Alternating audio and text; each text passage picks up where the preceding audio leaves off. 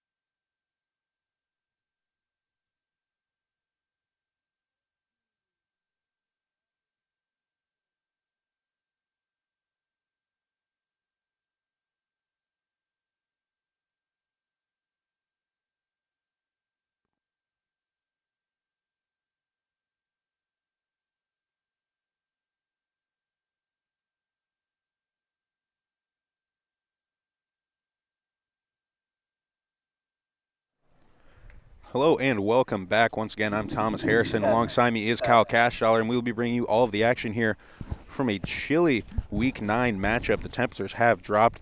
The field just 2 days ago was covered in snow, all cleared off, ready to go, and the Red Devils are ready to be back in action on their home field. The Red Devils won the toss, elected to receive, Back deep for the Red Devils, you'll see Jimmy Douglas III, the dangerous return man wide receiver. Look to see him heavily involved in the offense. This is going to be a high-scoring contest as the Muskies come in averaging 39 points per game. The Red Devils averaging 33. And the Muskies have put up some big scores in recent weeks, beating Concordia, Wisconsin 44-0, blowing out Rockford 76-21, and beating Wisconsin Lutheran 39-6. The Red Devils are going to have their hands full defensively, so why not get the offense out there, try to get out to an early lead. That kick is deep, but returnable for the Red Devils as they will look to take it up the left side. They have some space. One man to beat down the sideline, but a nice special teams tackle by the Muskies. I believe that was number 89, Mason Prunick. Just came out the backside, just brought him down by the arms, and now the Red Devils will take over, starting the game right outside of the 20. Yeah, real nice tackle there. It looked like the returner there was going to have a block and get some more yardage out of it, but out of nowhere, number 89 just came and got him. Joe Hughes back fully healthy. Great to see him at full strength. He has seen a heavy workload in the past few weeks, putting up some big numbers. Great to see him back. Really gives another quick strike threat to this Red Devil offense. First play will be the quick pitch to the outside to Hughes. He tries to lower the shoulder, drives the pile up past the 25-yard line, still not down, fighting his way for a gain of 6 up to the 28-yard line. Joe Hughes, the physicality seen right there in just one carry. They get him the ball in some space with the quick pitch, lowers the shoulder, and very hard to bring down. Sometimes you see him, he runs with a little bit of a high pad level, but just so strong, such a strong lower half, able to drive and move the pile like we saw right there. Yeah, usually you say the low man wins, but that's not the case with Joe many times. As quarterback, Drew Barth has played very well this season. 20 touchdowns to just 4 interceptions. Great ratio. As he takes the play from the sideline, 3 wide receiver set. 2 men in the backfield in Burris and now Hughes. Hughes gets the cutback, makes a few men miss. Great vision to make the first man miss one cut, and again having trouble bringing him down as he picks up 6 yards once again. First down for the Red Devils up to the 34-yard line. I believe he had 34 carries last week for 184 yards, heavy workload, but he's the kind of guy, he wants the ball in his hands. The more carries, the better. Get him rolling as he is averaging over 5 yards per carry. Yeah, there's no doubt it's good to get the running game going because then it'll open up the passing game. You can get it into Jimmy Douglas III's hands, and we've seen what he can do. A lot of big play threats on this offense is here. They hand it off to Hughes again. Hughes around the left side, spins out of a tackle. You're not going to be able to arm tackle him as again drives the pile to the sideline. Rips off a gain of 12 on first down. This man is running like a man possessed in the first 3 carries. As you can see, he gets the high five on the sideline from head coach Kurt Barth. So you can see he is rolling early. This Red Devil run game back on track. We saw in week 1, Hughes and Peyton Dowdy, the top 2 backs, go down. Jokums and Sam Walters stepped up, did a great job. But Joe Hughes, just such a talented back. So happy to see him, as he was a guy coming into the season. A lot of people were looking forward to seeing what he could do, replacing the great Lee Anthony Reasanover. It's a play-action pass. They dump it off to Burris in the flat. Burris looks to turn their shoulders, drives the pile up for a gain of 6 past the 50. Red Devils now in Muskie territory. It'll be 2nd and 4 for the Red Devils. Drew Barth saw some pressure there, but able to get it out of his hand quickly to a safety net in Burris. Burris, a fullback, so versatile, great in the run game as a blocker, but he has some nice hands. Is able to slip out of the backfield there, pick up what he can. See trips to the left for the Red Devils. Jokums in the game at tailback. Bart takes a snap, some pressure coming off the edge, stays in the pocket, steps up. Jimmy Douglas wide open at the 20, has that one, will walk into the end zone. Touchdown, Red Devils. Beautiful play call, and that couldn't have been any better of a ball. Wide open, Jimmy Douglas. Some miscommunication on the back end in the Muskie secondary, and the Red Devils made them pay as they get on the board early here. 6-0 with 12:10 left in the first quarter. Yeah, it looked like a corner fell down on that play and left Jimmy just wide open. Drew felt some pressure. That's a nice job. That's what happens when you send a blitz. You don't have any safety help, and Jimmy Douglas III can definitely hurt you. And Barth did a nice job of stepping up in the pocket while there was the pressure from the outside. The offensive line did a great job of creating that pocket, allowing him to step up, give Jimmy Douglas III some time to get open. delivers a beautiful ball for a 48-yard touchdown pass. And you see, we talk about the run game, opening up the passing game, able to pound it up the middle. You have to bring more guys into the box because the Red Devils are ripping off 6 to 12 yards every time they hand the ball off to Joe Hughes. Opens it up, the big play threat, the speedster, Jimmy Douglas, finds his way into the end zone early here. 6-0 as the Red Devils look to tack on the extra point. Tanner Kenny on to attempt. Nick Holman with the hold. High snap, bobbled, and that kick is just kicked into the back of the line. High snap, bobbled, tough to get down. Tanner Kenny tries to do what he can, but the ball just gets down right before. As the Red Devils now look to give it to this potent Muskie offense. This offense, we mentioned, a run-heavy offense, averaging almost 300 yards on the ground per game, led, of course, by the junior running back Larry Rivers. See, the Muskies will clearly look to get him going early. This Muskie team has been a perennial contender in the NAC Conference. First time the Red Devils will see them on their home turf. Looking to come out, these linebackers, the defensive line, going to have their hands full, but this linebacking core for the Red Devils has been a strong suit of this defense thus far.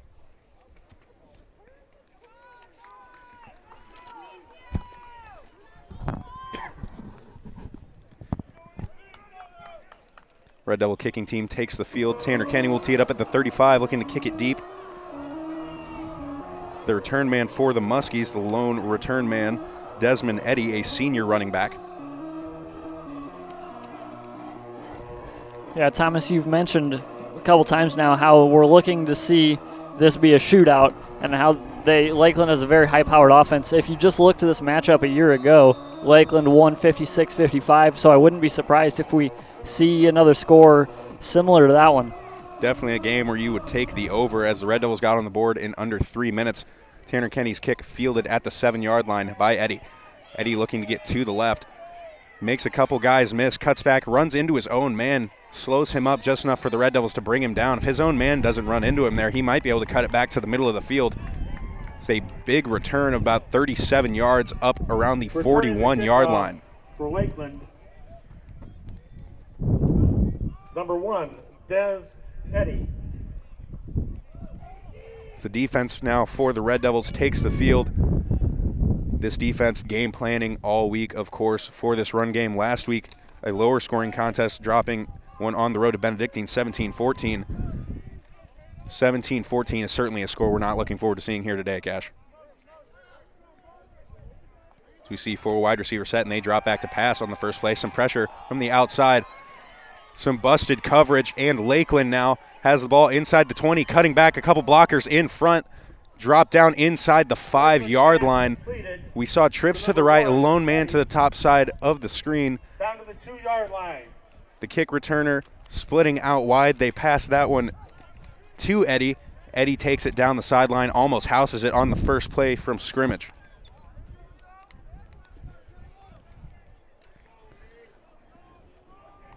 Lakeland lines up, takes a snap, and they will now hand it off, and they will just walk into the end zone. A 2-play drive as the Muskies answer. Larry Rivers for the score. Quick score, Larry Rivers, we talked about, he will lead the run game. The first play, was number 7, Sam Bartlett. the Lakeland Muskies come out. They know the Red Devils are expecting run. They spread the field, get 4 wide, send one deep, as it looked like the corner for the Red Devils there just got lost, maybe trying to jump the route, playing some press man. Just got beaten, nobody over the top. Luckily, the Red Devils able to track him down, but then Larry Rivers just needs one play to punch it in from the 3. Yeah, so early on you can already tell how Lakeland has been able to put up so much offense. 76 points is insane, but we're off to that pace already. And that extra point is blocked by the Red Devils, and they will keep this game tied at 6, and that could come to be big. We saw just 2 weeks ago, homecoming, a missed extra point ended up being the difference as a 35-34 ball game. It's when the Red Devils lost to Concordia Chicago. So the Red Devils have their extra point, a little bit of a mishap, blocked. They come down, block the extra point. Big special teams play. Early on, it may not seem that big, but in a high-scoring contest, 1 point could be all the difference. So it is 6-6, 11-34. Fans still trying to find their seats as we've seen two quick scores, two big plays through the air for both teams. So now the Red Devils, certainly not the start the defense wanted, but the offense get the ball back into their hands. They have had the hot hand, looking to punch it in once again.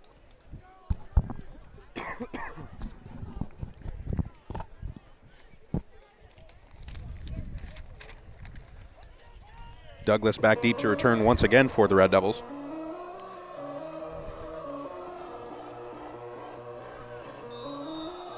Kicking off for the Muskies, sophomore kicker out of Alabama, Andrew Colley. As it is a little bit windy here, the wind blowing the ball off the tee certainly might affect the passing game. You have to think the weather like it is, cold, a little bit windy, think you're going to see the run game. But these teams have shown they are not afraid to pass. Quarterback Charles Nunnery for the Muskies came into the game, 8 touchdowns to 3 interceptions, just made it almost 9 there as they were 3 yards short, but the run game just so powerful for the Muskies, able to punch it in, as now Jimmy Douglas is able to return this one up around the 18-yard line, and the offense once again takes the field.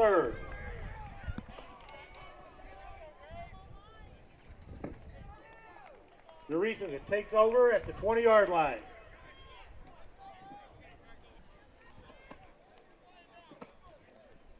Quarterback Drew Barth gets the play call from the sideline. He will bring it in 20 seconds on the play clock. This Red Devil team has looked to work a little bit quicker in past weeks, as we've seen them taking their time often, but they've shown in the hurry-up that they can get defenses uncomfortable. It works much to their advantage. So now they will hand off to Hughes up the middle. He cuts back right side, looking to get to the outside. Dips. Great vision so far we've seen from Hughes as he is able to hit the hole hard, make one cut, make a man miss, and get to the next level as he picks up 7 on first down.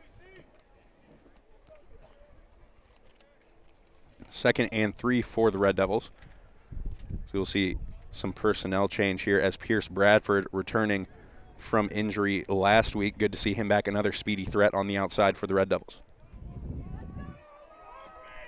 Favre and Bradford, the wide receivers, spread out wide. Barth takes a snap, hands it off to Hughes once again. Hughes to the right side, cuts back. Again, you're not going to be able to bring him down with an arm tackle. You have to hit him low, and right there he makes him pay again, picks up 10 yards. That'll be first down for the Red Devils at the 35. Yeah, with Joe Hughes, it doesn't even, there's not even huge holes, it doesn't seem like, for these runs. He's just agile getting around these guys and making moves, breaking tackles, and that's going to be huge for the Red Devils today if he can keep this up. A big, powerful back, but he has that breakaway speed once he gets to the next level. You just have to try to slow him up, get a couple of bodies on him, as he has shown he's going to make one man miss or drive the pile easily. So they now hand it off to Sam Walter. Change of pace back, a speedy back, a freshman out of Washington High School, a local product, for the gain of 3 up to the 38-yard line. See a couple different looks at running back between Joe Hughes, Grant Jokum, and Sam Walter. All of them bring a little bit different styles of running to the table. Sam Walter lost to a concussion early on in the season, but he is back and healthy. When this running back group is healthy, it's hard to find a better group of running backs in the conference, as they're just so deep.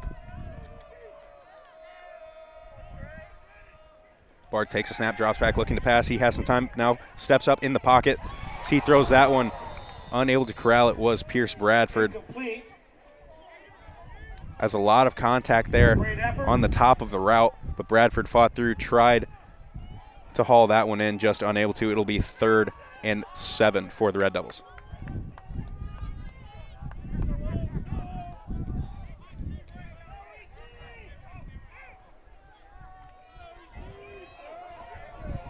Third and long, the Red Devils spread 4 wide receivers out, trips to the right. Barth gets the snap. He's looking right side, steps up in the pocket, looks over the middle, and that pass dropped by Blake Phillips. Had some space, found the soft spot in the zone, just unable to bring that one in, as the Red Devil punt team will take the field.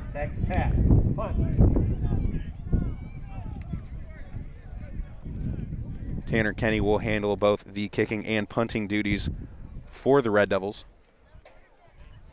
as he looks to pin the Muskies back deep in their own territory. Yeah, maybe not right now, but I wouldn't be shocked to see a fake punt at some point in this game because of Lakeland's high-scoring offense. And right there, Kenny just trying to get as much time as he can to let the Gunners get downfield as a nice punt. Low roller end over end, but takes a good Red Devil bounce on the rugby-style punt to the 23-yard line. And you can see Kenny comes over. He looked maybe to run. Lakeland brought some pressure on that one. He stepped up, got it off just in time. As Lakeland was bringing the pressure, they were trying to change the game early on, get a blocked punt. Big momentum swing, looking to punch it in. Good field position. However, they will take over from their own 23. It's now 4 wide receivers spread out wide.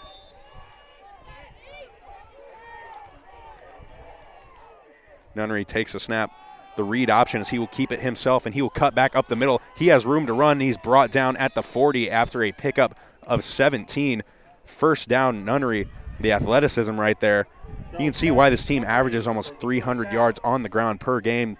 They come out, they hit the big pass, make you respect the pass, opens things up, and the quarterback's willing to run between the tackles.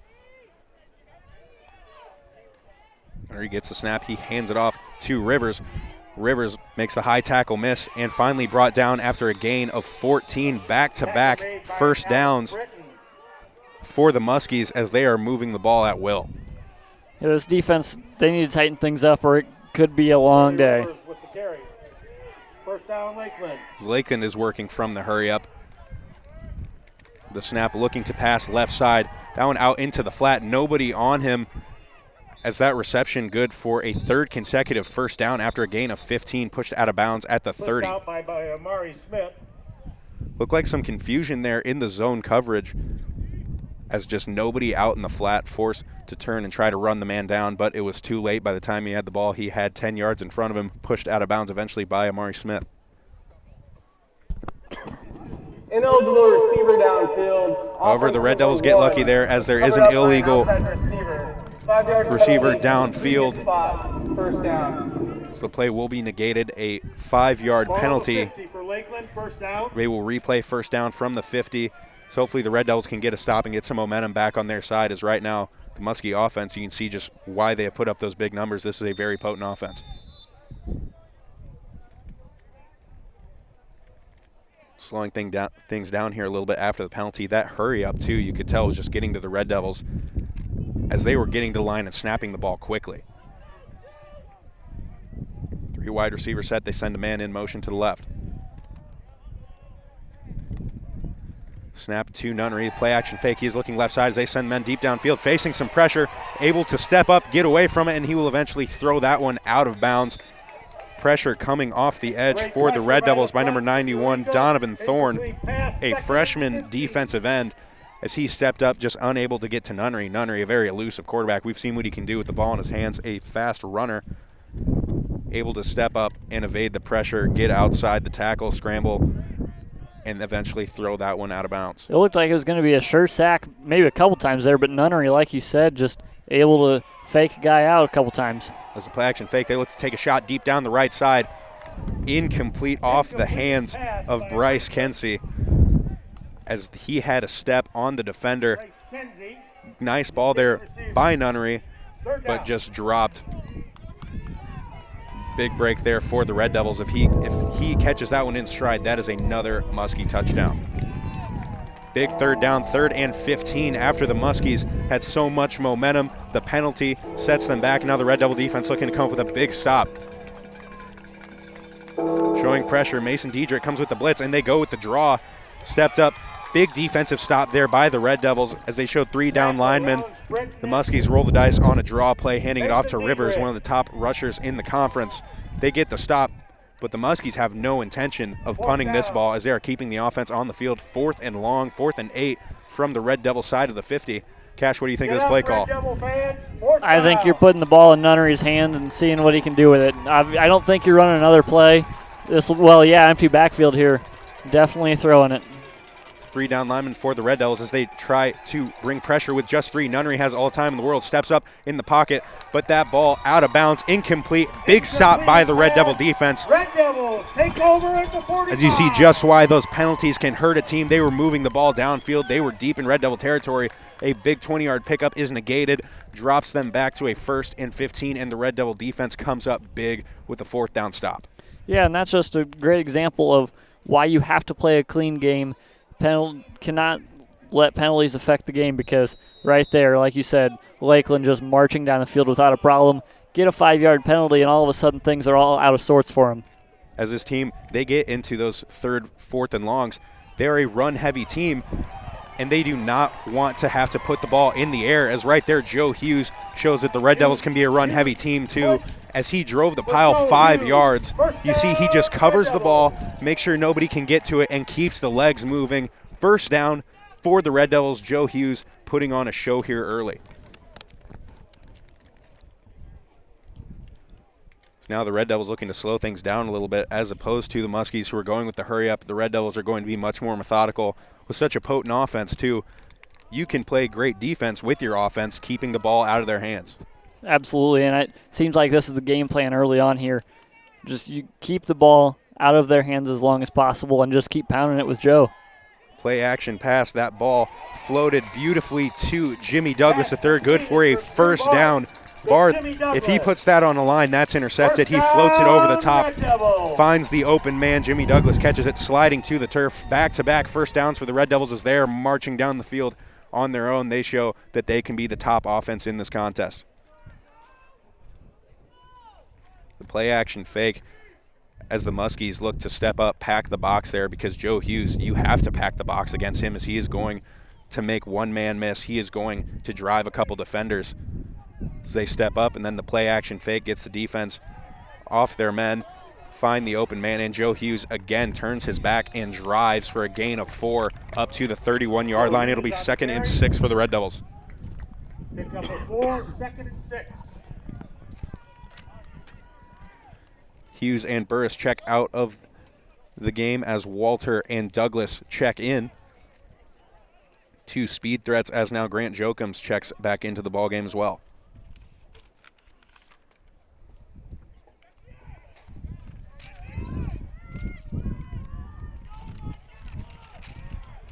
Three wide receiver set, trips to the left as they pitch it out quickly to Walter, looking to get the speedster to the edge. He lowers the shoulder, a physical run there by Walter as he gets up near the sticks. It'll be 3rd and a short 2 for the Red Devils as they are marching, knocking on the door of the red zone. Ezekiel Combs on the hit.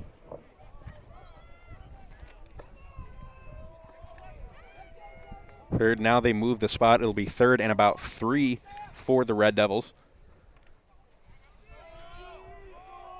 Seeing this, looks like it is a 4-down territory, certainly for the Red Devils, in what could be a high-scoring game. You're in Tanner Kenny's field goal range, but no reason when you're moving the ball to take the ball out of your offense's hands, as right there Joe Hughes tries to drive. We see a flag come on the far sideline.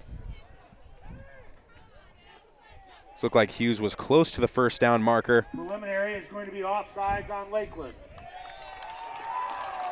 As that penalty is offsides on Lakeland. It'll be a 5-yard penalty, good for a Red Devil 1st down, as they are driving a good drive, taking a lot of time off the clock here. Good to see for this Red Devil team, because, again, the defense gets a little bit of a rest. You keep a high-powered offense off the field. Exactly what the game plan was coming in, and they're executing very well. Yeah, and that's a big penalty there, because it looked like it was going to be 4th and 1 for the Red Devils. Getting that 1st down is just enormous here, like you said, knocking on the door of the red zone. Joe comes in the backfield alongside quarterback Drew Barth. Takes a snap, drops back to pass. He is looking left side to Favre. The deep ball just incomplete, out of bounds. Not a bad spot to miss, though. You don't put it in a spot where the defender has a play on it. You put it in a spot where only your man can get to it. Incomplete. But I like taking the shot there after the big penalty. Gets you a 1st down. You take the shot to a very sure-handed receiver. Great route runner in Caleb Favre.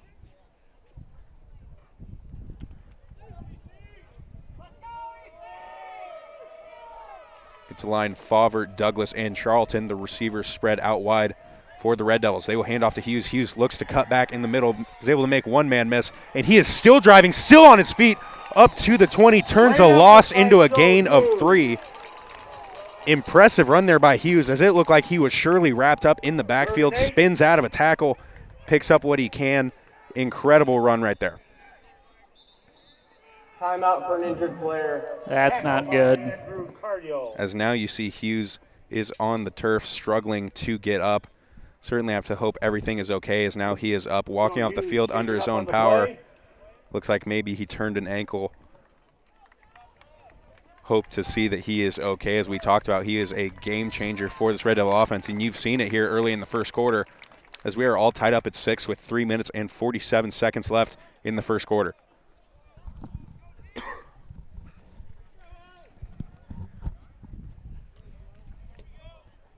Third and 8 for the Red Devils at the 21-yard line. Still so impressive. You see a lot of size on that defensive line for Lakeland, a lot of big bodies. They just drove through the Red Devil offensive line on that one, shot the gaps, but he was able to spin out, get what he can.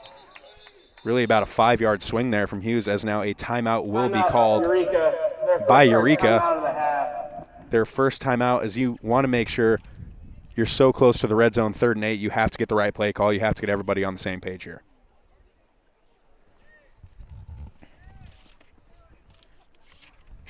During this timeout, we would like to remind you that, ladies and gentlemen, this broadcast is brought to you in part by Harrod Law Firm PC. Harrod Law Firm serves clients in criminal defense, family law, probate, and litigation. Call Harrod Law Firm at 309-467-2381. This broadcast is also brought to you by Superwash, located at 104th South Callender Street in Eureka. Call Superwash at 309-467-4825. Thank you to our sponsors making this broadcast possible. As the season, with 3 weeks left, including today, coming to an end, but they have been with you all season. It has been a pleasure to bring you all of these contests. This Red Devil team, certainly one that's fun to watch in this close contest, hoping to bring home a victory today. So now Barth, the quarterback draw, goes right up the middle, untouched. He will find the end zone. Touchdown, Red Devils. Great play call there by Coach Kurt Barth. You spread everyone out wide. The middle of the field was wide open. Barth takes one step, drops back, and just runs right up the middle as everything opened up beautifully. Touchdown, Drew Barth. Great having the versatile quarterback. Play call worked to perfection there. You saw the pressure was coming from the outside, left no one in the middle, and he was just able to walk it right in. Beautiful play call, great execution by the Red Devils. So you talk about 3rd and 8. You're so close to red zone, you know every score is going to be critical in this contest. Call the timeout, get the play call down, and the touchdown there with the extra point. Good by Tanner Kenny. 13-6. The Red Devils with a 7-point advantage. 3:28 left in the first quarter. So Red Devil offense really getting things done here early in the contest. You know, that play call worked out great, but 3rd and 8, the quarterback draw, that's pretty gutsy play call there from Coach Barth. If that doesn't work out, then you're in field goal position, but then it's tough on this windy day. Great call, though. Yeah, certainly you have to think a lot of plays near the red zone are going to be 4-down territory for both sides today. We talked about cold, windy. We saw the mishap earlier on the snap. You just want to make sure if you can get to the end zone, take as many shots at it as you can. The Red Devils, that call paying off for them as they have the 7-point advantage here early.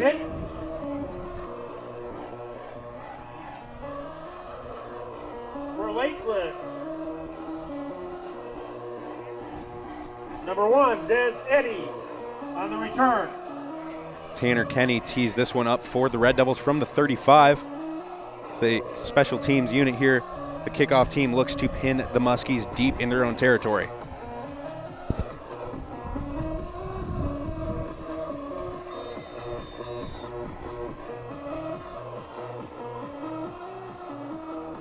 Line drive kick, trying to get it through the wind. Nice kick by Tanner Kenny along the left sideline. Eddie trying to cut back across the entire length of the field, and he has a lot of open space in front of him. As a flag comes in, Eddie still on his feet, making a couple men miss by the sideline. The Red Devils push him out of bounds at their 45, but a flag came out back around the Lakeland 45. Looks like it was in the area of a hold. Big break for the Red Devils as they have had some problems containing Eddie on the kick return.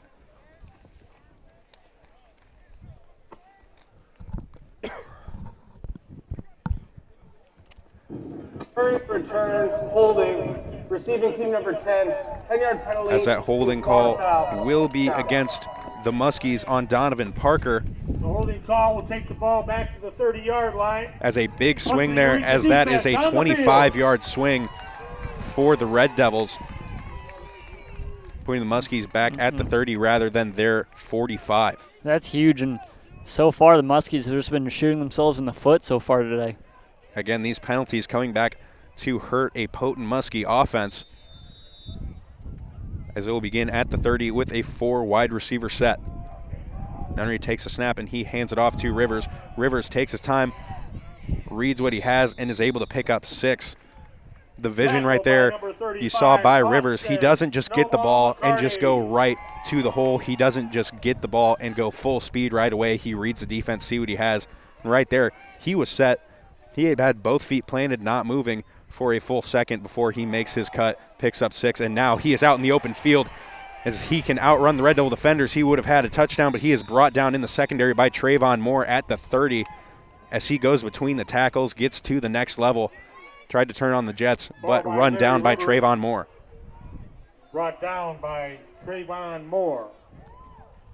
First down. Big gain. Again, we talked about the run-heavy offense. You are seeing just what they are capable of as the offensive line doing a great job up front for the Muskies. So now they hand it back off to Rivers. Rivers goes untouched off the right side. Great blocking downfield, and Rivers will find the end zone for a 30-yard touchdown run. 2 plays, and Rivers takes it 75 yards himself. Yeah, this time the penalty did not come back to bite them.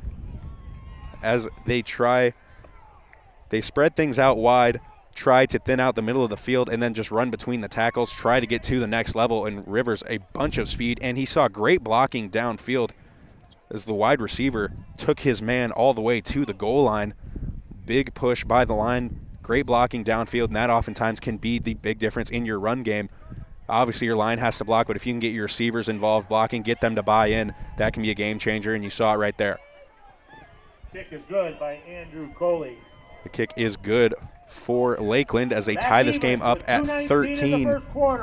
2:19 in the first quarter of action. We talked about, Kyle, 17-14 last week.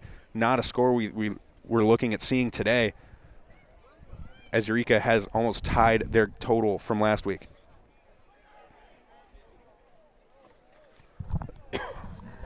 Yeah, hopefully we can get Joe Hughes back on the field for this drive. We can see why the Red Devils need to hold that ball for as long as possible. You don't want this quick-hitting offense on the field for Lakeland.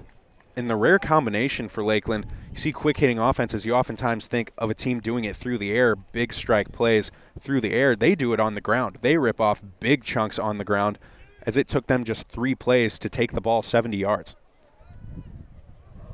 And we saw that last year for Eureka with Lee Anthony. They just pounded it with him all the time, and they had a ton of like 80-yard rushes that it was all him in like 3 plays.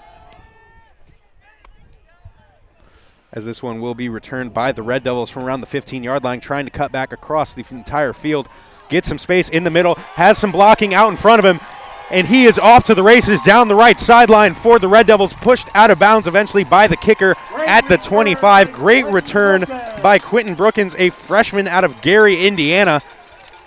He got the ball by the near sideline, took it all the way across field, eventually pushed out at the 25, and the Red Devil offense is already in scoring position.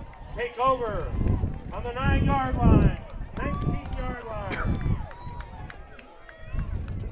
Correction. 27-yard line. Get that chain gang straightened out. As now the Red Devil offense takes the field, looking to score quickly, and Joe Hughes is back on the field. Great to see for this Red Devil team. Bart takes a snap. He will hand off to Hughes. Hughes looking to get out to the left side. He is brought down after a short gain of 3 to the 25-yard line. Good to see. He looked like he's running well. Nothing hindering him there. Great to see him healthy. The training staff getting him taken care of, getting him back in action. Big for the Red Devils, as now Jokums will give him a quick break. By Jerry Stokes for Lakeland.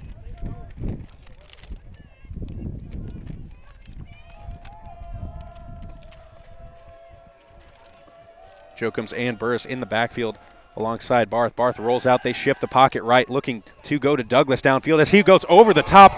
Wide open. Touchdown for the Red Devils as they get that one to Brett Charlton, as all the attention was drawn to Jimmy Douglas III. That playmaker draws a lot of attention. All three defenders step up, come to him, and Charlton just sat down on the goal line, caught that one like a punt return, as he's able to just back into the end zone. Touchdown, Red Devils. Just 2 plays is all they need to get back on the board. 19-13, 1 minute and 23 seconds left in the first quarter. Kyle, it feels like we've been calling this game forever. We're still in the first quarter. Yeah, the pace of this game is absolutely nuts. As Tanner Kenny's extra point is up and good. 20-13 for the Red Devils. 1:23 left, just 2 plays. As these offensive drives, 3 plays for Lakeland. Eureka, the big kick return by the freshman Bookins. And then they hand it off to Joe Hughes off the left side. Jimmy Douglas draws a ton of attention, and Brett Charlton just got lost by the secondary as he just stood there. And Drew Barth did a nice job of lobbing it up. You don't need to force it. You don't need to get that ball to him quickly. Just throw it up, let him sit under it. So Red Devils did a nice job shifting the pocket there, getting him in some space, letting their men get downfield. Beautiful drive by the Red Devils.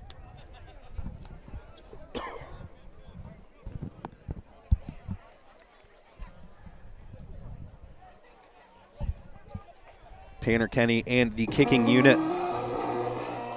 take the field, as Eddie will be back deep to return once again for the Muskies. The special teams unit's getting a lot of action today for both sides. These returners playing a big part in the game, as both return men, Eddie and Brookins for the Red Devils, have been setting their teams up with great field position. Defense for the Red Devils looking to make a stop, as one stop could be all it takes to swing this contest. We know it's early, 1:23 left in the first quarter still, but a defensive stop could be all it takes to get up by 2 scores, and that could be a game changer. As the low line drive kick, as they try to keep it out of the hands of Eddie. Well played by the Red Devils, as they will bring down the return man at the 35-yard line. That return by number 20, Jason Wilder. Gabe Newland on the tackle. I'd say that's definitely a good call there, keeping out of the return man's hands. We've already seen multiple times now what he can do, and don't want to let him hurt you. Well played there by the Red Devil kickoff team, as now the defense takes field looking to come up with a big stop. Nunnery with 2 men alongside him in the backfield. Takes a snap. They will hand it off to Rivers. Rivers once again goes up the middle, and he has nobody in front of him, as he will take it one play, 65 yards to the house. He went untouched right up the middle and turned on the Jets. Nobody had a shot at catching him. Touchdown for Lakeland. Unfortunately for them, it appears their right tackle is down on the play. He is on the turf. The training staff will get to him, get him taken care of. Certainly hope everything is all right. Kyle, we mentioned it, averaging 300 yards a game on the ground, and you can see why, as we'll get you the updated stats at halftime. But in these past 2 drives, we've seen 130 yards from Lakeland on just 4 runs. Yeah, their backfield is just studly. I don't know what else to say. As Lakeland looking to tie this game up at 20. High-scoring contest. They put 76 on the board a few weeks ago. Looks like we could see some numbers like that today from both sides. So that injured player for the Muskies, number 77, Kendall Davis, a sophomore out of Troy, Alabama, walking off the field under his own power. Hopefully everything is okay. Looked like maybe he just got his knee banged up on the play, but good to see him walking off, as you have to expect he'll be on the field very quickly as these offenses are wasting no time scoring. We saw one drive from Eureka where they made it very methodical, drove down the field, worked their way. But since then, it has just been quick strike after quick strike for both sides. Extra point. Red Devils getting a lot of pressure here on these extra point attempts of Lakeland, but that one is punched through. It is good. All tied up at 20. A minute 7 left in the first quarter as, again, Kyle, it seems like this game has been going on forever just because of how high scoring it is, all the breaks you have to take, but still just early in the first quarter and already 40 points on the board. Yeah, we're 40 minutes into this game. Only 14 minutes have gone by on the scoreboard, though, and you think we'll see another touchdown before the quarter ends? Minute 7 left. I wouldn't put it past him as this team is scoring early and often here. Great to see the Red Devil offense being so potent, able to keep up with Lakeland, but on the other side of it, this defense, you can just see how frustrated they are as it's just so deflating when you see the defensive line has done a good job of getting some pressure, eating up some blocks, but Rivers just so much speed. He is just getting into the open field, and he is hard to run down. And number 16, Quentin Brookins.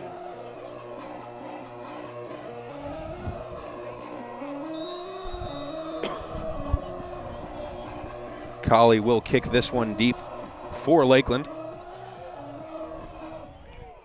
Deep down the right side, they will kick it back to Brookins as Brookins has had a very good return game as he once again looks to get it to the right side. As he cuts it back upfield, and the ball comes out around the 30-yard line. Lakeland early indicating that they have it, and they do have it. A big turnover forced by the Lakeland kicking team, and now the Red Devil defense forced to take the field once again. From the Eureka 29. Kyle, you talked about would we see another touchdown here in the first quarter. Lakeland with the ball right around the 30-yard line, just inside at the 29 with 59 seconds left.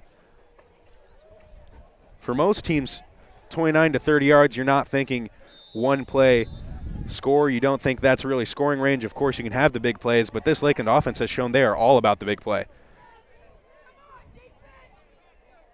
So they spread out 5 wide, try to draw the Red Devils off sides. Nunnery looking to go deep down the right side. He has a man, but that ball underthrown. Well defended there by the linebacker, Amari Smith. As if Nunnery puts that ball on the money, that is a touchdown as the receiver had a step. Kenzie had room to maneuver. Just throwing that ball into the wind was Nunnery, and you can see maybe the wind killed that ball a little bit. And now Kenzie is down on the turf for the Muskies. He is getting up under his own power. Nunnery would certainly like to have that one back as he just missed an opportunity at a touchdown.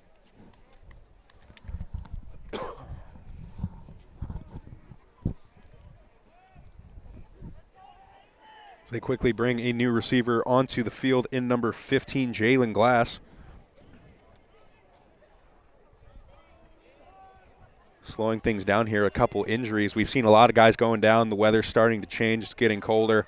Guys starting to feel those hits a little bit more. Everything starts to tighten up on you. Nunnery takes a snap. He fakes to Rivers, the read option. He will take it off the left side. Able to cut up. Looked like he was going to be brought down right around the line of scrimmage, but is able to cut up, pick up 3. It is a 3rd and short 6 for the Muskies. Would be huge to get a stop here for the Red Devil defense coming off of the turnover. So we talk about great to be playing from out in front in a game where you're going back and forth so often. And now they hand off to Rivers along the left side. He cuts it back up. Great vision by Rivers as he is brought down just past the first down marker. Gets that one into the red zone. Good for a first down for the Muskies.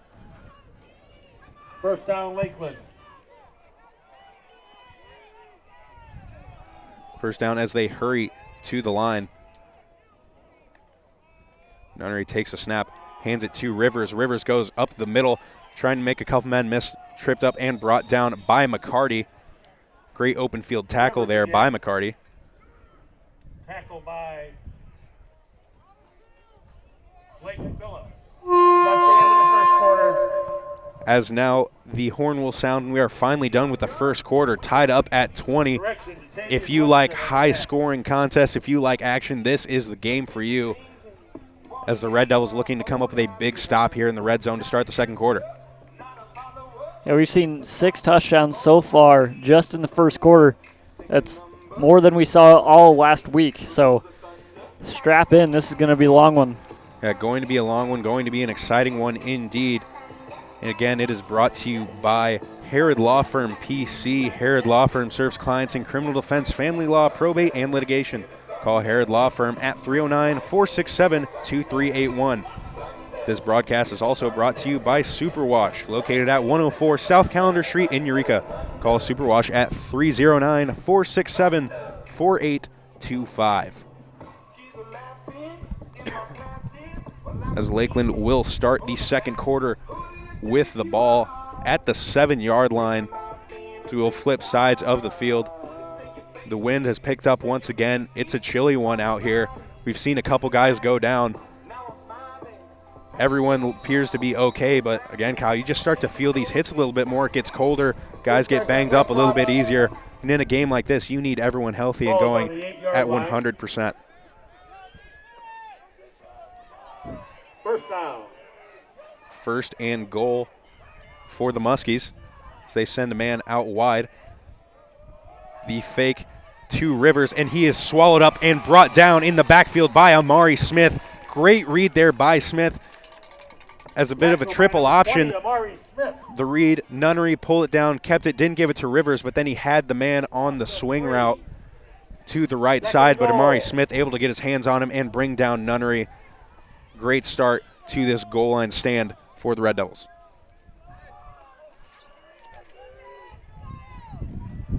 Four wide receivers spread as the Muskies working exclusively from the shotgun, as again read very well and dropped in the backfield.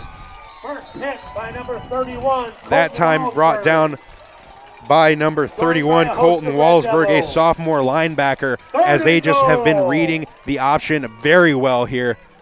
Able to get the hands on Nunnery, and you've got to make sure you can keep your hands on him. As we've seen, he is very elusive, a very good athlete back there at quarterback for the Muskies. Third and goal from the 15. So Red Devils looking to come up with a big stop, as you have to think with the way this offense is going. I don't think that we would see even the thought of a field goal. Yeah, and we've probably got the biggest play of the game here, obviously for the Eureka Red Devils defense, but maybe just for both sides. As Rivers gets the ball and stopped by that linebacking core of the Red Devils. A couple guys stepping up, McCarty and Diedrich, the first two in on the tackle. Fourth and goal from the 11. And once again, like we talked about, no thought of a field goal. As a stop on this play would be absolutely tremendous for the Red Devil defense, coming off the turnover, showing that you have your offense, you have the special teams back. Big play coming up for the Muskies. Yeah, I take back what I said just like 45 seconds ago. Now this would be the biggest play of the game so far.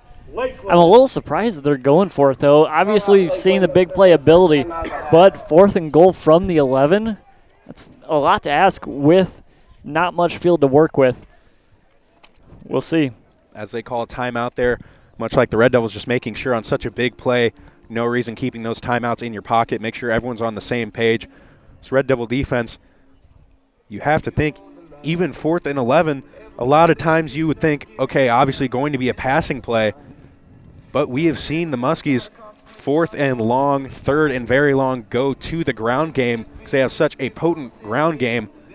They just want to line up and they just want to try to push you around, get their speedsters out in space. But this Red Devil defense, the biggest play of the contest thus far coming up, even if it is that passing play, you have to think the run threat of Nunnery. We saw for the Red Devils what a versatile quarterback can do for you as they go with the draw on 4th and 8. Right up the gut, untouched for the touchdown. Nunnery certainly capable of much of the same. Looks like he has a little bit more speed than we see from Barth, but a very similar play style. Looks like you probably give the edge to Barth in the passing game, but the edge to Nunnery here on the ground, as they will spread 5 men wide. Nunnery the lone man in the backfield. Big play coming here as the Red Devils manning up on the outside. Nunnery looking left as they try to bring the man over the middle, and that pass is caught for a touchdown. Well defended by Trayvon Moore. but a beautiful ball there by Nunnery Touchdown as he pass. gets into the extended arms of his Pearl receiver Nunnery. for the touchdown. I believe the receiver on the end of that one To Bryce Kenzie. by Christian Chapman. As Lakeland comes up, the gutsy play call on 4th and long pays off. Touchdown Muskies as they have their first lead of the contest, up 26-20. Andrew Coley for the extra point. Coley's extra point, the high snap, corralled and put down. Extra point is good, 27-20 for the Red Devils. Big swing here as you see every possession so valuable. Can't afford to have any turnovers, can't afford to have penalties in there. The turnover comes back to bite the Red Devils as they so often do. Defense made a big stand there.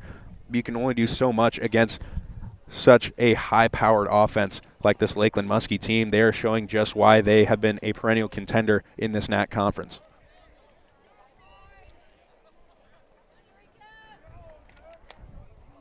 Back deep to return again for the Red Devils, Walter, Douglas, and Brookins. Colley will tee this one up at the 35.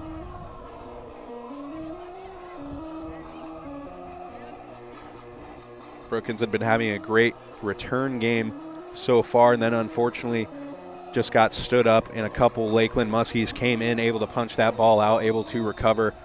Big swing in this contest, but the Red Devils now looking to tie it up.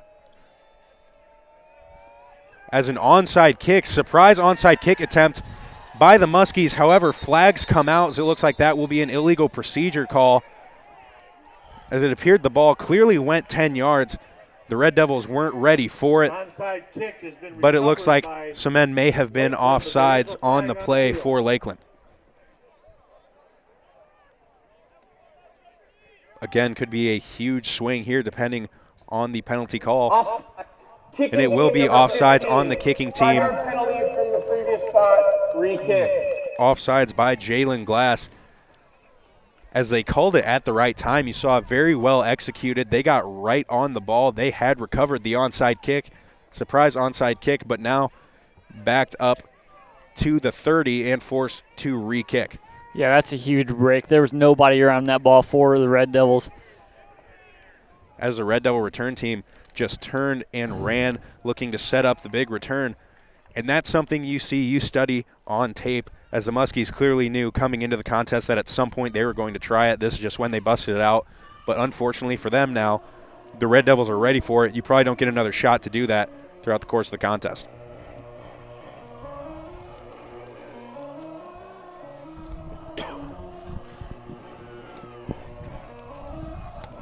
Fortunately for the Red Devils, as once again, penalties coming back to hurt Lakeland. As this time they will kick it deep, corralled at the 12-yard line by Jimmy Douglas. Douglas trying to get to the outside, finds some space. He cuts it back up, cuts it at the 40, makes a man miss down the sideline, pushed out of bounds on the Lakeland side of the 50. Big return there by Jimmy Douglas, as these return teams have been running wild for both sides. Yeah, just constantly putting their teams in great field position. And, you know, that's part of the reason why this game's 27-20 early in the second quarter. Yeah, setting your offenses up in very good field position as the Red Devil offense will come back onto the field at the 43-yard line. Correction, the 42-yard line. So now Hughes back in the backfield alongside Barth. Barth looking to hurry things up as they will split Burris out wide to the left. Snap, play action as Barth goes to the left side, just out of the reach of the hands of Douglas. It's a different look there from the Red Devils. They send the fullback out wide, trying to spread things out, trying to get a corner on the fullback, take him away from one of the speedier wide receivers. Incomplete, however, underneath Douglas, the intended receiver. It'll be 2nd and 10 for the Red Devils.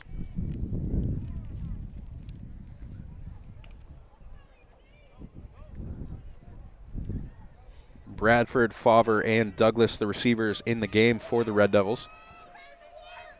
So they will hand it off to Hughes. Hughes jumps over a man in the backfield as the defensive line for Lakeland has been getting a lot of pressure here in the early going. as now 2 men down on the play, a Red Devil and a Muskie down. We saw a big pileup before the play even had any time to develop. Hope everyone is okay. Looks like for the Red Devils, the down man is number 50, Cody Maxwell.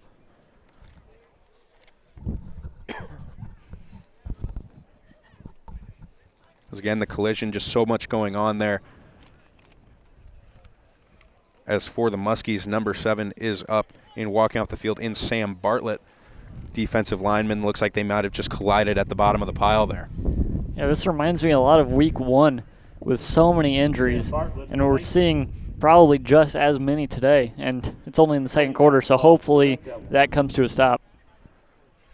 Yeah, certainly just want to see everyone get through this game healthy, as we are so late in the season. You want to see everyone, as both teams, just looking to make that late push. As Lakeland came into the contest at 4-3, 3-2 in the conference, the Red Devils came in 3-4, 1-3 in the conference. But both teams maybe not having the seasons they hope for, but there's still just so much to work on. Young teams on both sides, as they're just looking to push forward here at the end, as now Cody Maxwell is being helped off the field.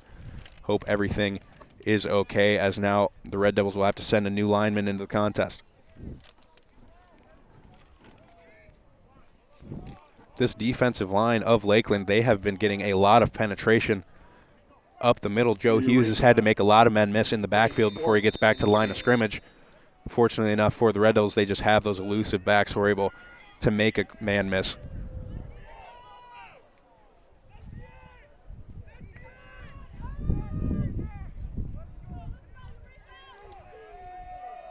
Third and long for the Red Devils, 3rd and 9 from the 46-yard line. Man in motion is Douglas. They fake the handoff, and Barth will keep this one and drive forward for the first down. We have seen Barth keep it himself. Read that one very well, as again, you bring a guy like Jimmy Douglas, the scouting report, everyone knows what he can do. Defense keys in on him. Barth just pulls that one down himself. A big pickup on 3rd and long. Yeah, the first keeper we saw, it was 3rd and 8. This one, 3rd and 9, so clearly not afraid to put it in Barth's hands and let him run. And the senior leader of your team, he's been there. He has won 2 conference titles. Certainly a guy fortunate to have on your side as just a leader of this program. And right there, when the big plays, it comes down to it, you put the ball in that guy's hands, and he is going to show you exactly why you trust him as your quarterback. Sir Joe Hughes stood up and tackled in the backfield. They go with that quick pitch that we have seen so often in the past few weeks. This time, Muskie's able to bring him down in the backfield, a loss of 3 for the Red Devils.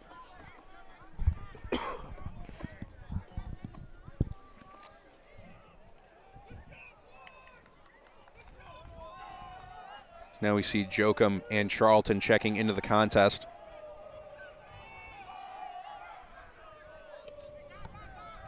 .26 here in the second quarter. Things have slowed down. This Red Devil offense taking their time, giving that defense a breather. Again, keep the ball out of the hands of that Muskie offense. The snap, they roll out right side, trying to shift the pocket. Barth steps up, finds Wesley Burris over the middle. He lowers the shoulder, trucks through a defender, gets it down to the 16-yard line. Big first down pickup for the Red Devils. Great play there by, again, the senior leadership quarterback, Drew Barth. Wesley Burris. Now here's a guy that will do all the dirty work inside, all the blocking, and you just love to see when he can run out, get a catch, and pick up a big first down. You saw a guy that just craves contact. He's not going to try to make anyone miss. He will try to go through you, lowers the shoulder, picks up an extra yard or 2 at the end of that catch. And Drew Barth, how about you, since rolling outright, moving the pocket, had a man breathing down his neck, and he's able to complete that one through the contact, as now he will go to the air to Jimmy Douglas. Beautifully dropped it over the shoulder. Touchdown, Red Devils. Douglas' second touchdown reception of the day, and Eureka looks to tie this one back up 27-26. That's just an absolutely beautiful ball there from Drew Barth. Perfect. On the fade to Jimmy Douglas. Again, just lobs it up over the top beautifully. Douglas able to track that one in the air. Great job there by Drew Barth that entire drive. Very impressed with the senior quarterback on that one. Keeps the drive alive on 3rd and 9 on the option. then a couple beautiful plays for the Red Devils. Great drive, great to see this offense get back on the scoring column. As that extra point, the high snap put down, nice hold there by Nick Holman. We are tied. As that extra point is good, tied up at 27. And that drive, the game is tied, but that drive just felt like a big momentum swing for the Red Devils. Yeah, you had to have it after giving up the score, giving up the lead for the first time, and then what looked to be an onside kick for Lakeland. You get another break there. Coming down the field, you got to score, got to take advantage of it, and they did. Again, just so impressed. And like you mentioned, Wesley Burris, a guy that does so much dirty work. He just craves the contact, a guy that would rather make a play for somebody else than himself. He would rather hit a big block and spring somebody open than have the ball in his hands. But you see he's an athletic guy, great hands, what he can do with the ball in his hands, as he is able to sometimes sneak out the backside. Right there you saw he was the safety valve. Barth hits him, picks up the first down. The next play you go with the fade to Jimmy Douglas. Great series of plays right there. Great drive, and the Red Devils have tied it up at 27. Just under 10:30 in the second quarter. Tanner Kenny tees it up.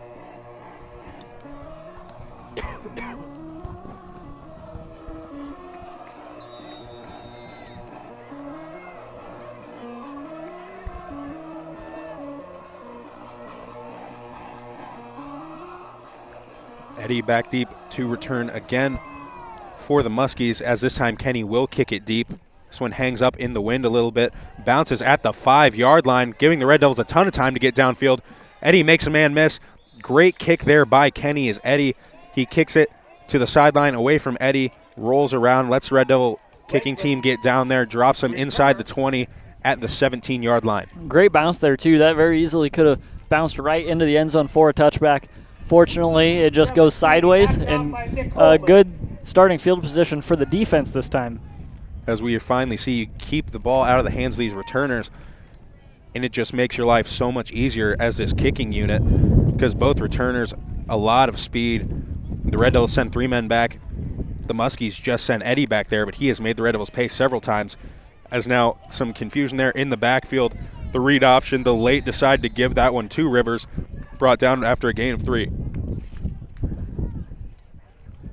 Again, the wind is picked up, and it looks like that probably helped that kickoff there for Kenny, as it was able to just keep his kick up in the air for just enough time, move the ball a little bit to the point where Eddie couldn't corral it. 4 wide receivers spread wide once again, as they hand it off to Rivers. Rivers trying to work between the tackles, but hit by McCarty. And now a swarm of Red Devils bring him down short of the first down marker at the 25. It'll be 3rd and 2. The Red Devils again. Lakeland seems to have no intention of using the special teams unit at any time. They are always in 4-down territory. And with a run game like you have, why wouldn't you be? You've trusted it. It's worked thus far. Back in their own territory, if the Red Devils can get a big stop, it'll be interesting to see the play call on 4th down. Of course, to get to 4th down, you have to make the play in front of you first. As a tough task at hand stopping this Lakeland offense as they drop back to pass, looking for the screen. Well defended by the Red Devils as that ball high and incomplete, out of the reach of his receiver, Jalen Rito. Well defended there by the Red Devils. Matt Sutton saw the screen, stepped up, took that away. Trayvon Moore over the top, as we've seen Nunnery just miss on a couple balls. He's missed long several times. There puts it. Again, only his man can get it, but too high, incomplete, and now the special teams unit will take the field for Lakeland. But don't be surprised if you see some sort of fake something from this Lakeland team, as they have shown they will pull every trick out of the book. High snap out of the reach of the punter and tackled inside the 5-yard line. Big swing there for the Red Devils as they have the ball inside the 5, and that is exactly what the Red Devils needed. We talk about that drive. Put the Red Devils, just tied it up with so much momentum swing, and here, big mishap by the Muskies, and the Red Devils looking to retake the lead. Big time there for the Red Devils, and maybe that's why we've seen them go for it on 4th down so much. Yeah, you put the punting team out there for the first time, and the mishap gives the ball back to the Red Devils inside the 5. Tavian Woodson, the Red Devil defender there, able to get back, force the punter to just lay down on that one. As a snap, they hand it off to Hughes. Hughes cut down. Early whistle around the 3-yard line, but Hughes clearly didn't think he was down. I think so oftentimes you see a guy like that, you see so many running backs, they get hit low like that. He gets chopped down. Well, he has his hand on the ground. He's not down. Looked like he came up just short of the goal line, but unfortunately the quick whistle blew that one dead at the 3. Clock ticking under 8:30 here in the second quarter, all tied up at 27. 10 on the play clock. The Red Devils having to work quickly. Hughes in the backfield alongside Barth.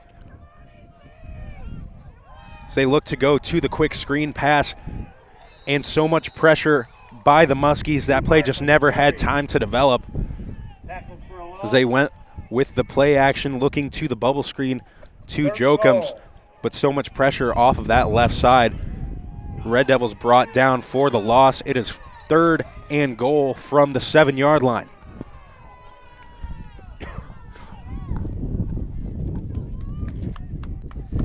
Big play coming up. Even if they score just 3, get the field goal, take the lead, that's still kind of like a win for Lakeland. Really, you're expecting 7 points when you get the ball 1st and goal from the 3. Definitely anything other than a touchdown for Lakeland is a win here, as that ball, the play to the outside, nice ball from Barth, but beautifully defended by the Muskies. Well played, got his head around, got his hand up, played the ball, as now the Red Devil kicking team will take the field. Like you mentioned, Kyle, you give the ball to a team on the 3-yard line, and holding them to a field goal is a win, especially when your offense has done so much early on in the contest. Yeah, I'm surprised we just didn't see Joe Hughes get the ball 3 times in a row and just whatever happens, happens. He's been so good this game. Just let him ride with him. Yeah, sometimes just looks like he might overthink things a little bit. They know Joe Hughes is coming, but we've talked about such a hard man to stop, as that kick up and good by Tanner Kenny will put the Red Devils back on top, 30-27. You come away with points, but you're disappointed in that one. You start with the ball on the 3-yard line. You're hoping for more, but you will take 3 points any day. You just get the points on the board, get the lead back, especially with how well your defense played on that last possession. So again, the wind continues to blow. Temperatures dropping here as the sun sporadically coming out, but when that cloud covers there, it is cold on field. It is cold up here in the booth. Let's go, fans. As Tanner Kenny takes the field to kick off once again.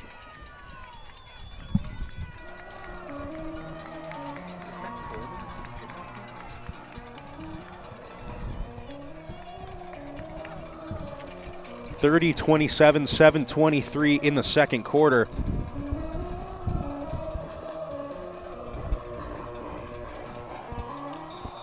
As Rivers once again back deep to return. So now it looks like the wind may have shifted, and the wind appears to be at Kenny's back.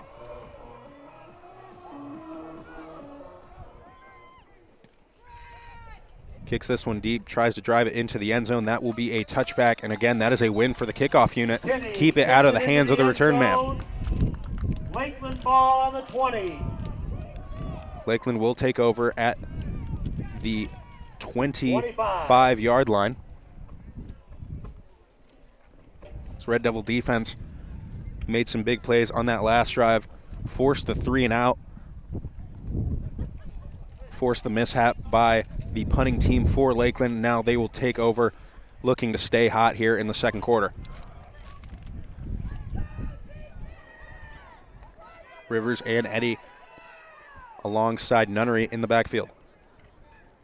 They hand it off to Rivers. Rivers looking to cut back, and well played there by McCarty. Amari Smith did a nice job of setting the edge and allowing McCarty to step up and make the tackle. 2nd and 9. These linebackers have really stepped up on the recent possessions. The defensive line doing a great job now of just eating up the blockers, letting your linebackers get in there and make a play. And McCarty has really come alive here in the second quarter. As they hand this one off to Eddy, and Eddy is brought down after a short gain. It'll be 3rd and 5 at the 30-yard line. Bryson Smith came off the edge and just jumped on the back of Eddie. Third Brought down. him down as the defensive run game has really stepped up for the Red Devils, and it had to if you had any shot of slowing down this offense. Oh, absolutely. It's been such a better second quarter. Another big play. This is very similar to last drive for Lakeland. A big stop here would be enormous. 3rd and 5. Nunnery looking to convert as they run the option. They pitch down outside the low pitch, corralled by Rivers, and he is tackled on the outside, brought down by Diedrich. All right, let's see if Lakeland decides to go for it here or kick it again. As you see now, after the mishap last time, the offense didn't even look. Nunnery just stays on the field, looks to get the play call. 4th and 4. Let's go, The Red Devils looking to come up with another big 4th down stop. Clock is ticking under 5:40. Play clock at 15 as the Muskies come set. Nunnery trying to draw the defense offside. The high snap. They give it to Rivers. Rivers corralled, almost brought down in the backfield, but able to sneak through. Big pickup, gain of 5. The Red Devils almost had him, but just kept the legs moving. Drives through. 1st down for the Muskies. Gutsy going for it there for Lakeland. I know you had the mishap last time you tried to punt it, but if you don't get that 1st down, you're inside your own 35 starting again. Especially in territory where the first team to make this a 2-score game could be the one that brings it home. As a snap, the Red Devils only bringing 3. Nunnery looking to go deep down the right side and just beautifully lays that one in there to his receiver. His receiver just trying to make some men miss, pushed out of bounds at the 20 as they flip the field in one play. Beautiful ball there by Nunnery as he put it on the outside shoulder. In the matchup, the receiver just had a little bit of speed on the Red Devil defensive back. It really wasn't even terrible defense there either. Maybe had just about a half step on him. Just a real nice throw. Yeah, nice throw. And we've seen Nunnery miss on a couple, but then we've seen some very nice deep balls by Nunnery. As again, the Red Devils come so close to getting a 4th down stop, and just 2 plays later, the Muskies have flipped the field and they're in the red zone. Play action fake as they look to go right back to that right side. That one incomplete.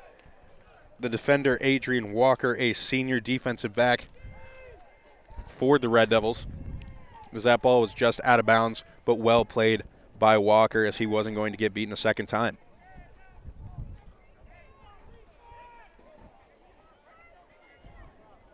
It's now Eddie in the backfield alongside Nunnery. So he gives it to Eddie. Eddie looks to cut back up the middle. Picks up about 4. But the ball came out late. It appeared there was no whistle. And now the judge on the far side of the field will indicate that the runner is down. There was no whistle ever. Yeah, we saw it. It appeared the runner was close to being down. There was a pile up. You would think you would have to have heard the whistle as obviously both sides kept playing. The ball came out. The judge on the near sideline came in as it looked like he was getting ready to say Red Devil football, but the official on the far side said that the runner was down. Probably should have been down, but like you said, Kyle, we just didn't hear a whistle. Yeah, it looked like he might have been on a couple bodies or something because he wasn't moving, but then he reached out at the last second and then got it punched out, but a tough break. They hand this one off to Eddie on the right side, trying to get the corner, and he has it as he is pushed out of bounds around the 7-yard line, and now the flag comes in as we saw the Red Devil defender take him down late out of bounds. And a flag down. Thrown down, and now there is a flag. Fortunately for the Red Devils, it doesn't move the ball very much for Lakeland, but just unfortunate you don't want to let your frustrations get in the way of the defenses have been playing so well. You give up a big play here, but it is going to be 1st and goal for the Muskies. 1st and goal for Lakeland. 1st and goal from the 4. As 4 shots from inside the 5 with this run game, certainly have to like Lakeland's chances here. It's the Red Devils with their backs up against the wall looking to come up with a big stop here in the second quarter.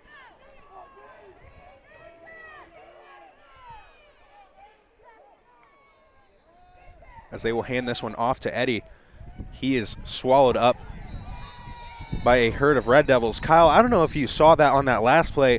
it looks like the running back is lining up directly behind the quarterback. Eddie is going directly behind Nunnery, and he sticks it out. Eddie is calling which way he wants to get the ball. They're getting the line. There is no initial read. They just know we're handing it off. It is up to Eddie and Nunnery to read it and decide if they're going left, if they're going right. He comes up. He smacks his quarterback on the back whichever way he wants it. And then as soon as the snap comes, he steps out. He gets the ball, goes that way. Interesting to see here as they're just reading everything at the line. See right here, reaches out. He calls for it. And now they go to the left side. Big stop there as Diedrich comes up, gets the stop, tackled. It'll be 3rd and goal from the 5. These linebackers have definitely stepped it up in the second quarter. They've eliminated the big plays on the ground. And here looking to make a big stop, up 30-27 as the clock is ticking right around 2 minutes.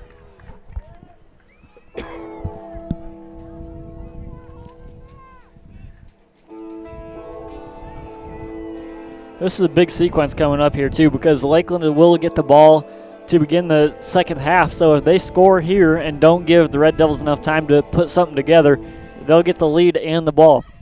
As they run the clock down there, just burn the timeout. But, Kyle, like you mentioned there, you're looking to score, and this is what you're looking for when you kick off to start the game. You want to score late, get the ball right back, and try to tie a couple scores together.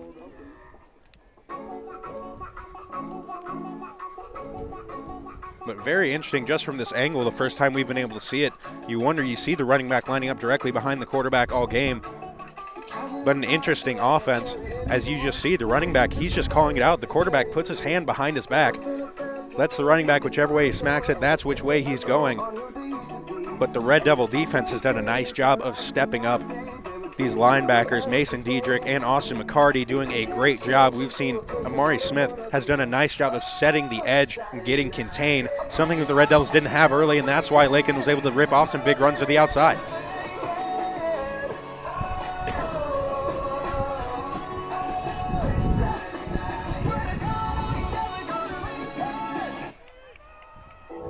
A minute 45 on the clock. Lakeland knocking on the door of the end zone. Red Devils looking to come up with another big 3rd down stop. Obviously 4 down territory for the Muskies as they spread out 5 wide. Certainly have to watch the draw here with Nunnery's athleticism.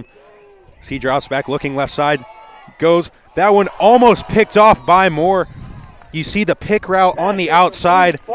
Fortunately for Lakeland that they didn't get that one called pass interference, because clearly the pick route, they get the defender to hit the ground, but that ball just a low ball by Nunnery. Trayvon Moore unable to get up in time to pick that one off, but he will knock it down. 4th and goal. Big play coming up here for the Red Devil defense.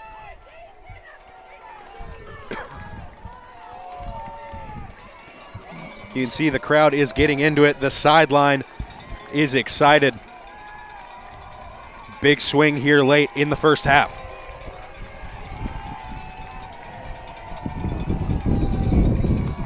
As the timeout comes, as head coach, get the Barths mixed up from time to time. Head coach Kurt Barth comes screaming down the sideline, calls a timeout.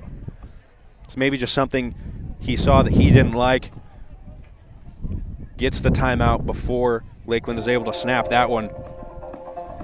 Kyle, if you're this Lakeland offense, you've had the success on the ground, but you've had a couple of passing touchdowns. You saw there just a missed throw leading to the incompletion. What's your play call here if you're the Lakeland head coach? I say you run this ball, you give it to your running back. We've seen a little too much inconsistency throwing the ball. I think you just got to pound it. So again, this timeout gives head coach Colin Bruton for Lakeland the chance to think things over.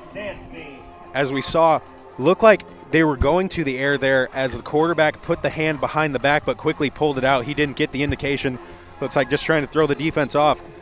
You have to think they have started to key in on that they know the hand goes behind the back, the run is coming. Trying to fake him out there as it looked like that was going to be a play in the air. And maybe that's what head coach Kurt Barth saw as he came running down the sideline very late, but able to get that timeout call.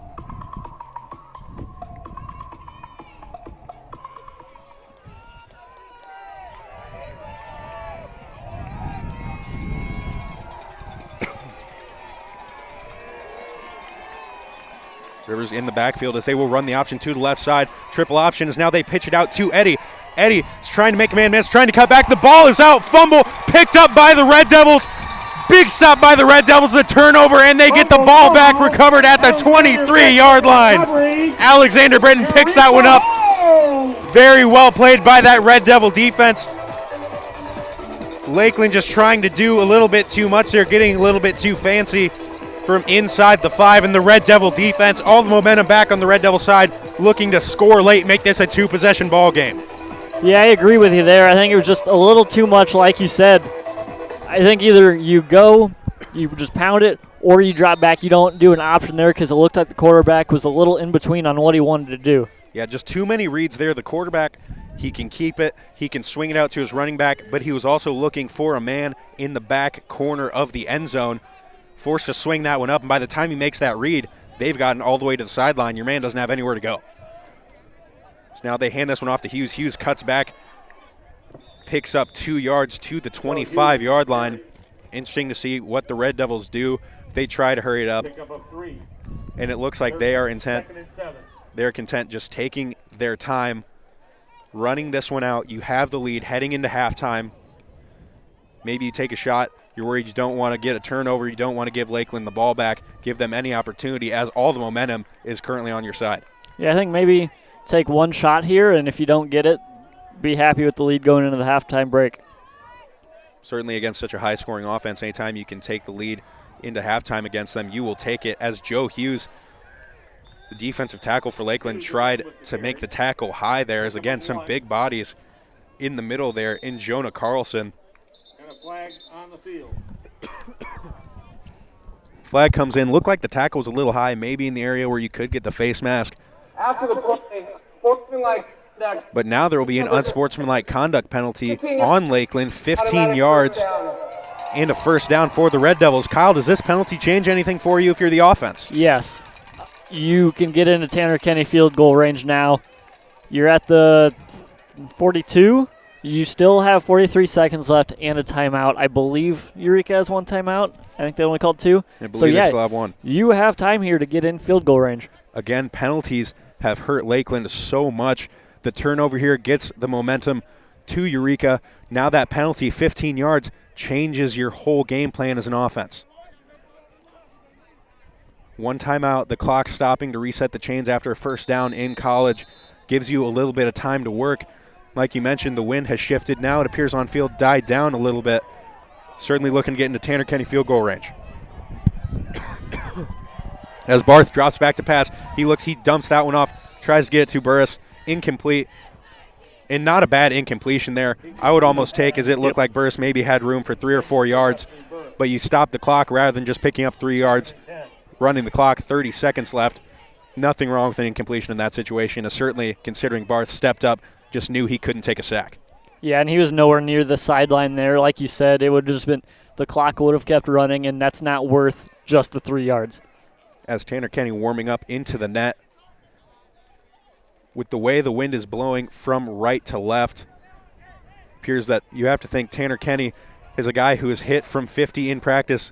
Certainly have to think they would be willing to trot him out there and try a long field goal here as Drew Barth steps up the draw, able to pick up the first down yardage, a gain of 12, now into Lakeland territory. As the clock is stopped at 24 while they go to reset the chains. Barth has been so versatile in this game, has been such a weapon on the ground. As now they get the ball, trying to go to the sideline, incomplete, trying to go to Charlton there, that pass low, 15 seconds on the clock, one timeout at the 46-yard line. 2nd and 10.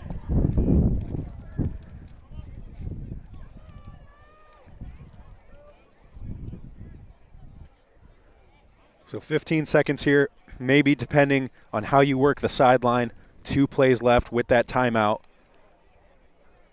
before you can trot the field goal unit out there. It's 10 seconds on the play clock. Red Devils forced to hurry up to the line of scrimmage, 4 wide receivers. So to the left side, they go to the draw once again as it has been wide open, and Drew Barth gets to the sideline, picks up a first down right around the marker as they will spot that at the 35-yard line. at the 35 here. Still, you're right on the edge of field goal range, a long field goal. You just want to try to get it closer. 11 seconds. Great play call there as, again, Drew Barth, just the senior leadership, knowing he just had to get to the sideline there, get out of bounds. Beautifully played. Pass looking to get to the sideline. That one low, incomplete. Incomplete pass. Only 1 second came off the clock there.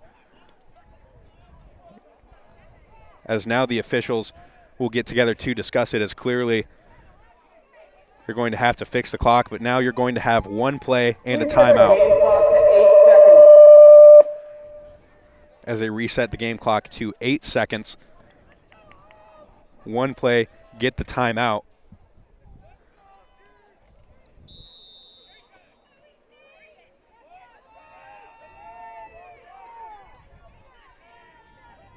Barth gets the shotgun snap. He is looking to the right side as they go to the sideline to Bradford. Bradford gets out of bounds.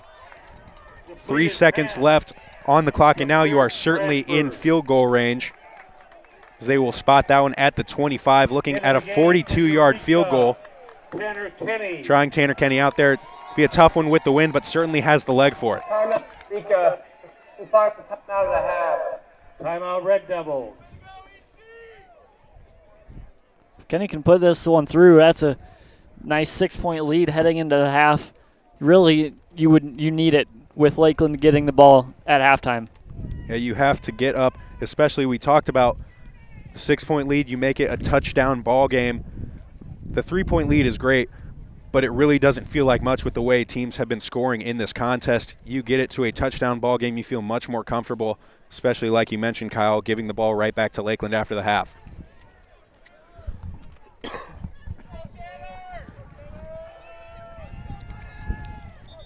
Tanner Kenny will look to kick this one from the right hash. The wind slightly in his face, coming from right to left. 42-yard attempt by Kenny. Holman the hold. Holman to hold. Certainly here you just have to hope no block. Just get him time, get a clean snap, let him get a shot at this one. It's the high snap put down by Holman as that kick is just killed in the wind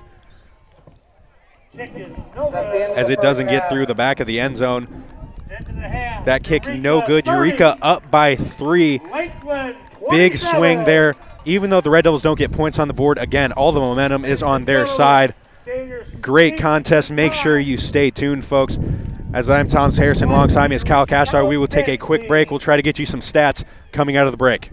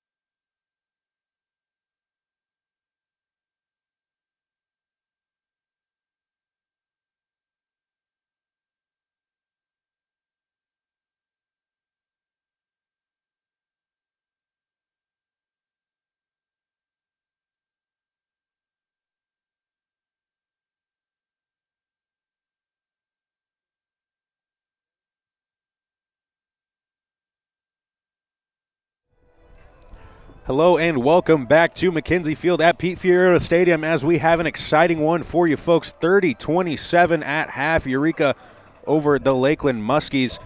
I'm Tom Saracen. Alongside me is Kyle Cashdollar. Kyle, we have the stats. Why don't you break down a couple of stats that really stood out to you? Yeah, to me, the big two things during the first half were the rushing attacks and also the returns. So in the first half, we talked about constantly how good the backfield for Lakeland was. Looking at the stats here, actually Lakeland and Eureka have the same number of rushing yards at 131. Eureka has 20 attempts, Lakeland has 26 attempts.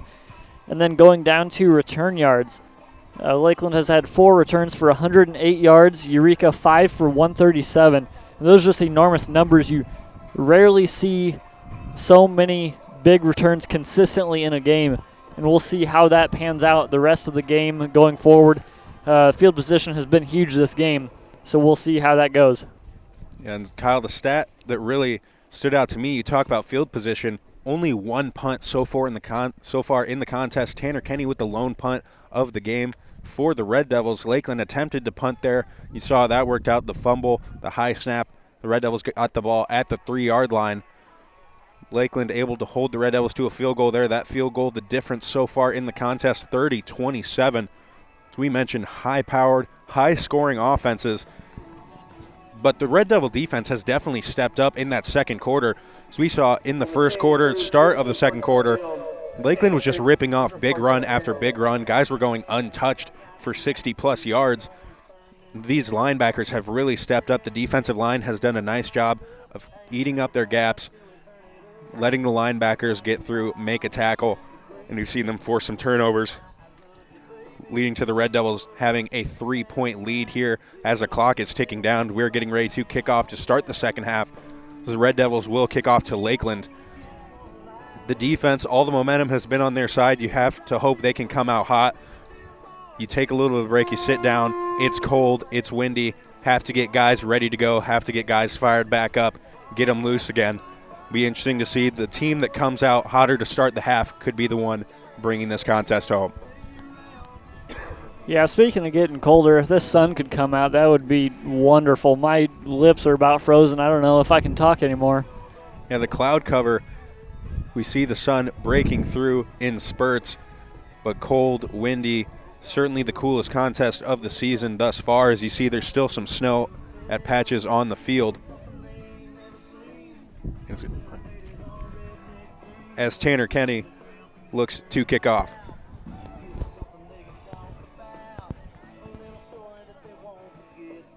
Eddie will be back deep to return for Lakeland. For Lakeland, we talked about the tied rushing attack for both sides. Rivers has 12 carries for 98 yards. Eddie has 9 carries for 41. Nunnery adding 14 of his own. The Red Devils led actually in rushing by quarterback Drew Barth. So we've seen that same quarterback draw several times, and he has been able to pick up first down after first down. As Drew Barth played a great first half. Barth with 5 for 67, Joe Hughes 13 for 58, and Sam Walter tacking on 2 for 6. We talk about in a high-scoring game like this, the things that can be the game changer, turnovers, field position, and that is exactly why Eureka is on top right now as it stands. So we get kicked off to start the second half as Kenny's kick over the head of Eddie into the end zone for a touchback. Muskie ball, the 25. The Muskies will come out looking to score here, get back on top, at least tie this one up here to start the second half as they will have the ball on the 25-yard line.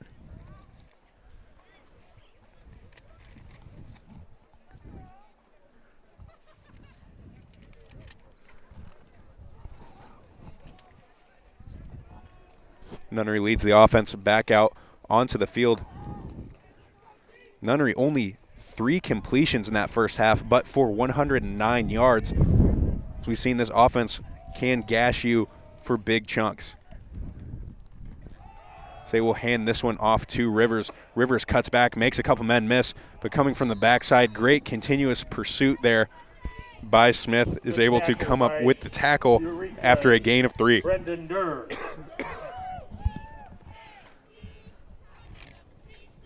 Again, this offense for Lakeland, they don't make a lot of decisions pre-snap as to where the ball is going. You see a lot of reads, the guys spending their time looking to find the open hole. As Nunnery now drops back to pass, they look to swing it out to the right side, pursued by Amari Smith. Amari Smith pushes the ball carrier out of bounds just past the first down marker. That'll be good for a Lakeland first down at the 39-yard line. Swing pass. Lakeland had so much success early on getting to the outside, getting their men in space, a lot of speedsters, but the Red Devils had done a nice job of getting contained, and right there you see the swing pass. You force the man to get to the outside. Now they will look to swing it left. The play fake as he pumps. Nunnery looking deep down the left sideline. Sutton played that ball very well, but corralled by the Lakeland Muskies. That is a first down to the 15-yard line. Again, we've seen Nunnery miss on some throws, but he's able to connect on that deep one, once again flip the field. Yeah, and if you're Matt Sutton, you really can't do anything more than that. That was just a perfect throw and catch there. Mason Prunick on the receiving end of that ball from Nunnery. Big gain, and now the Muskies are in the red zone as they go to the screen pass to the outside. Well played by Sutton and Walker on the outside. A gain of 4.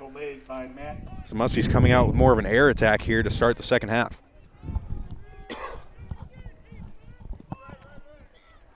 Red Devils looking to get another big stop here, backed up against their own end zone. So they hand this one off to Rivers. Rivers tries to cut back up the middle, and the Red Devils are able to clog that one up. Julius Payton met him in the hole. Short gain of 3. It'll be 3rd and 3 from the 9-yard line. Third down. So it appears there is an injured Muskie down on the field. Timeout for an injured player.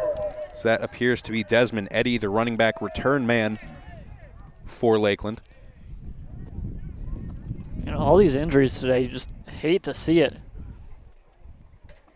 And you just start to feel these hits so much more. Your body starts to tighten up.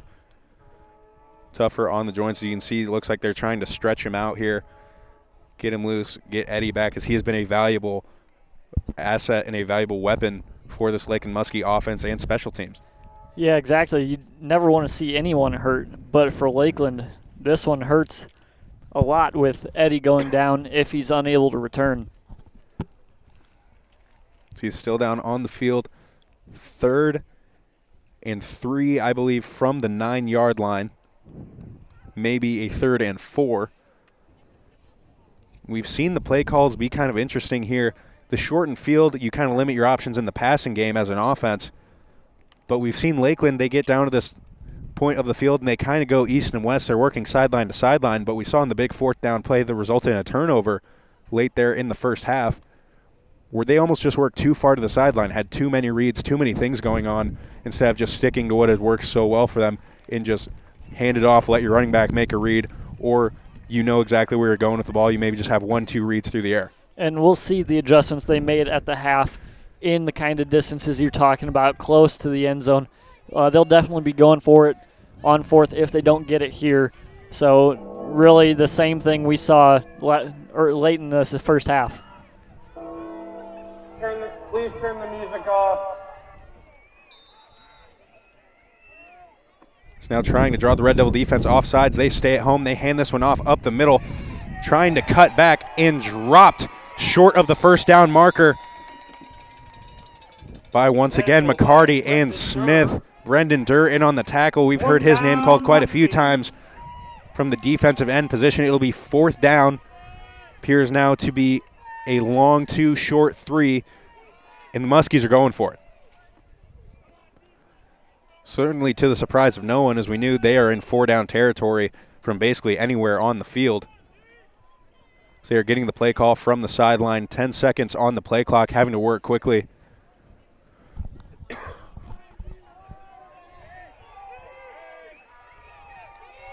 So now they get the snap, looking to go left side, looking to go to the pick route once again. And that one played beautifully by Amari Smith. Drops back in his zone. The pass deflection, that'll be a turnover on downs, and the Red Devils, a big stop coming out of the half. This defense has certainly turned it up. Yeah, it just looked like Nunnery didn't see Smith there in coverage. It looked like he thought he was one-on-one there with the corner, but Smith able to knock that one away. They go with the slant fade route combination, looking to get the little pick, trying to go to the slant. He thinks he has him one-on-one, but Smith just steps into the passing lane, knocks that one down. Beautifully played by the defense, and the Red Devil offense now gets their first shot at it here in the second half. Barth will take the snap with his heels on the goal line. He hands it off to Hughes. Hughes has a hole on the left side, and he is brought down after a gain of 4, giving the Red Devils a little bit more breathing room. It'll be 2nd and 6.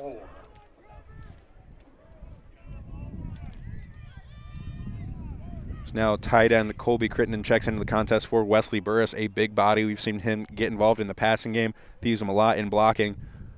Just a big physical body out there, a nice weapon for the Red Devils. Trips to the left. So they hand it off to Hughes. Hughes met in the backfield, and he is brought down.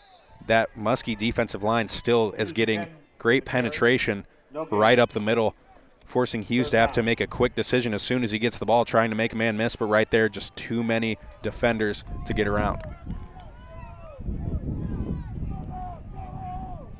Big third down here for the Red Devils as they get a big stop defensively, but you want to get a first down. You want to get a little bit more breathing room for this punting unit if you're forced to send the punting unit out there. Right, a 3 and out here would just give all the momentum back to the Muskies, and with that offense, cannot have that. As the Muskies showing blitz, they try to bring pressure up the middle. Well picked up by the Red Devils, and that is caught. Good for a first down to Jimmy Douglas. As Barth hit the turf, he took a hit, but able to step in just long enough to get it to his dangerous wide receiver, Jimmy Douglas III. Again, the leadership. They were showing blitz pre-snap. The offensive line did a nice job of picking it up, but when you bring numbers, somebody's coming unblocked. And Barth able to step up, just get enough time, get his man open over the middle of the field. A big first down as it'll be 1st and 10 from the 20. And it was a low throw there. Great job by Douglas going to the ground and securing it. Barth drops back once again. He's looking deep down the left side. Douglas wide open over the shoulder. Douglas in a foot race, and you're going to have some trouble running him down as he makes the man miss, eventually dragged down at the 8-yard line. Defender had the angle, but Douglas with the beautiful ball from Barth. Much like the touchdown the Red Devils scored on their first possession of the game, Douglas just got behind the secondary. You saw 3 defenders wrap around the line of scrimmage, just miscommunication. He was marked out of bounds at the 13-yard line. He was in a foot race. Looks like he slowed up to try to make the man miss and just dragged down at the 13-yard line. The Red Devils trying to hurry to the line of scrimmage. Bradford running the play in. 5 seconds left on the play clock. Don't want to take a penalty here, certainly after the big play. 2 seconds, they get the snap off. Low snap, handed off to Joe Hughes. Joe Hughes dances in the backfield, drives that pile for an extra 5 yards. Up just short of the 5. That'll be second down and 2 from the 11-yard line. Great play. We talked about you didn't want to be backed up in your own zone if you had to send the punting unit out there. The offense says we're keeping the punting unit on the sideline. Jimmy Douglas with 2 big catches, 2 huge pickups, flipping the field for the Red Devil offense.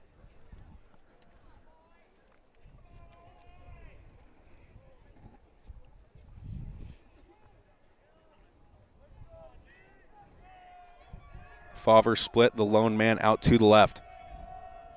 Again, showing pressure from the interior of the Muskie defense.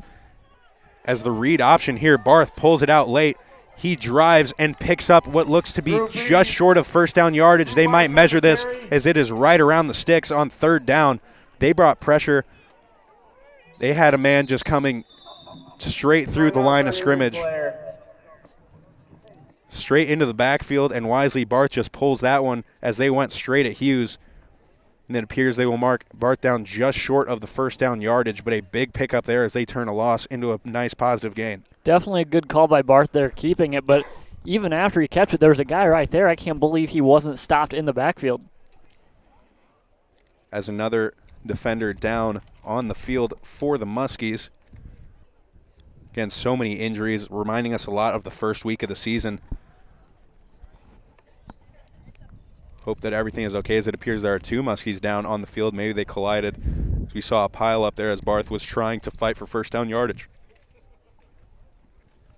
Yeah, I thought we'd never see more injuries than week 1, but this might be getting up there. So unfortunate for both sides, as this injury timeout giving both teams time to get to the sideline, get play call, get the game plan figured out. So here it is going to be a short yardage situation for the Red Devils. Kyle, we've seen a lot of pressure from the interior. The defensive line has done a nice job of getting pressure for the Muskies. Where do you think this ball is going if you're the Red Devils? I'd say Joe Hughes, because even with the pressure that Lakeland has brought, Joe's been able to get positive yardage. As they snap it, now they do hand off to Hughes. Hughes steps up. He reaches for the goal line, but they will say he is stopped just short. That will be good enough for a first down. However, it will be first and goal from inside the 1-yard line. Get the first down.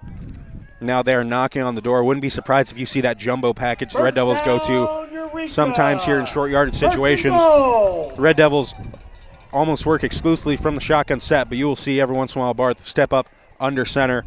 You see a couple different looks at that. You see the turn, the handoff to Hughes, coming just a short handoff, just maybe a yard or 2 behind Barth. Sometimes a play action, they roll it out, and right here we do see that jumbo package.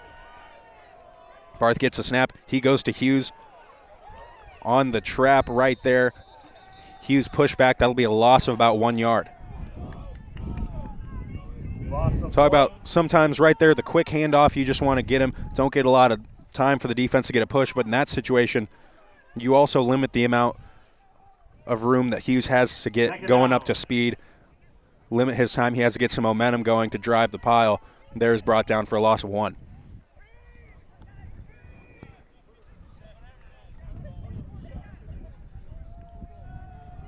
So they go back to the jumbo set.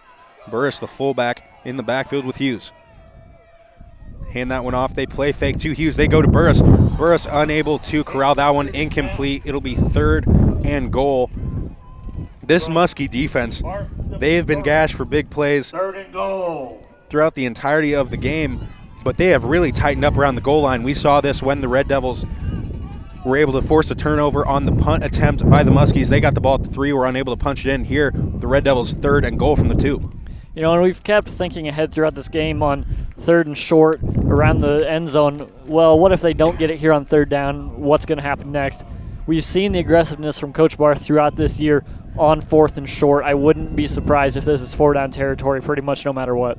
As now Douglas comes in motion, the Red Devils back in the shotgun set. They give it to Douglas. He tries to get the left edge, and he just slips on the turf, brought down short. He is at the 1. 4th and goal from the 1. You're up by 3. You've seen what these offenses can do, Kyle.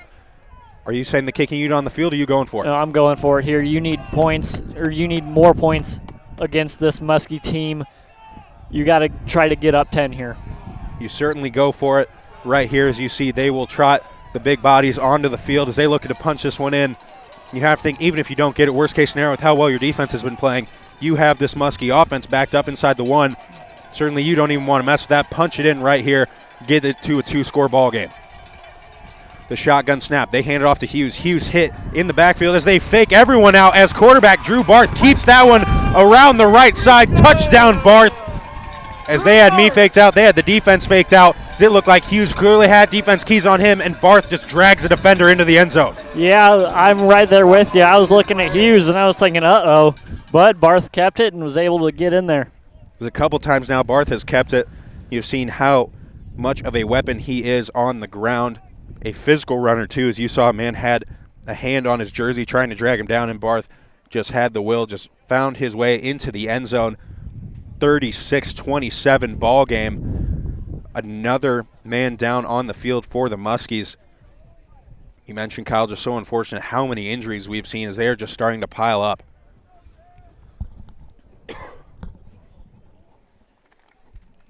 So Muskie defender will be helped off the field by the training staff. Can't thank these training staffs enough for what they do on either side. Keeping these athletes healthy, making sure they're okay, getting them game ready, keeping them ready in game. So they have been busy today, had their hands full. as the special teams unit will take the field, getting ready to attempt the point after, looking to put the Red Devils up by 10, be the first two-score lead for either side in the contest.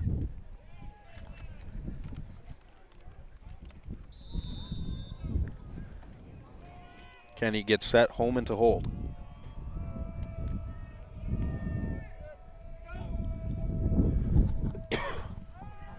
Good snap corralled by Holman.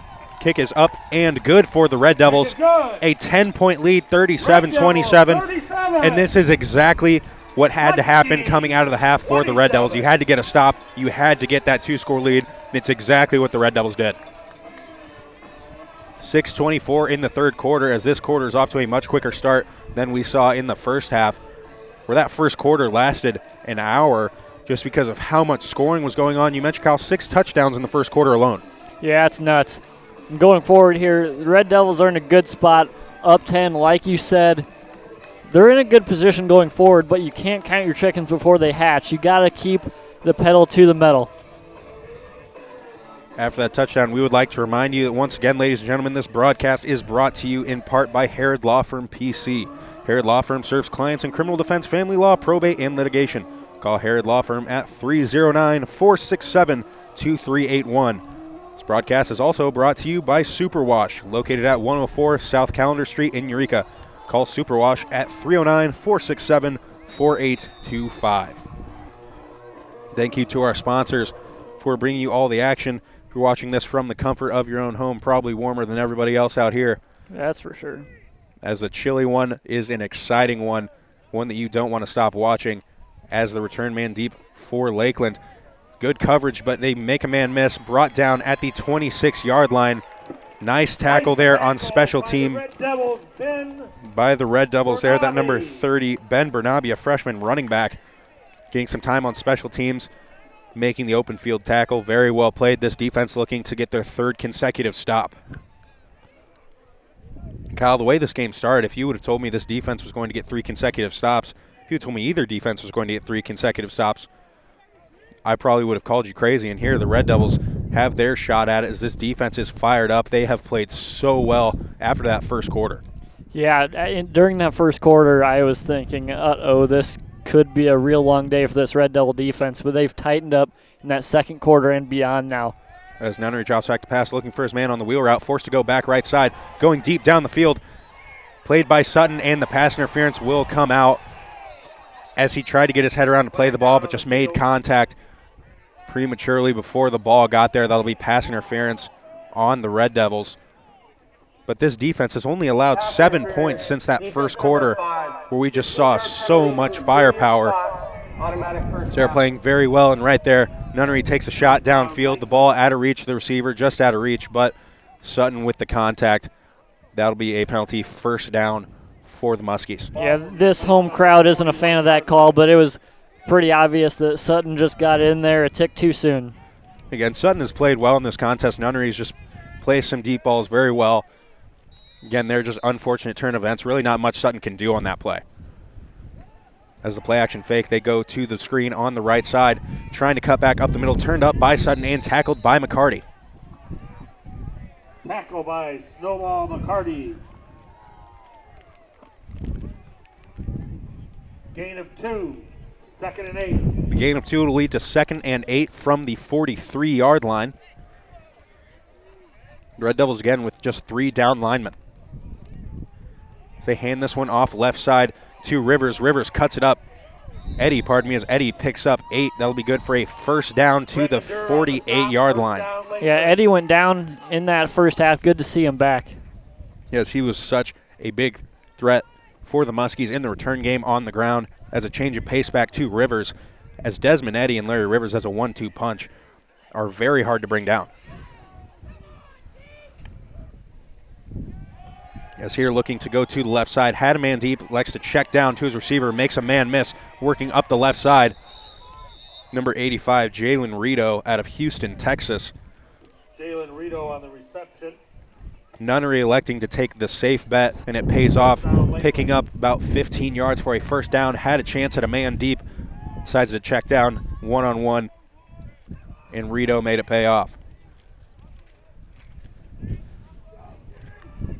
1st and 10 from the 33-yard line. Again, wind has picked up here. Could affect the passing game for both sides. As they will hand this one off to Eddie. He cuts to the outside. Woodson turns him back, hits him to the sideline, pushed out of bounds. It'll be good for another 1st down at the 22-yard line. Forced out of bounds by Octavian Woodson. 1st down, Lakeland. 1st down knocking on the door of the red zone are the Muskies.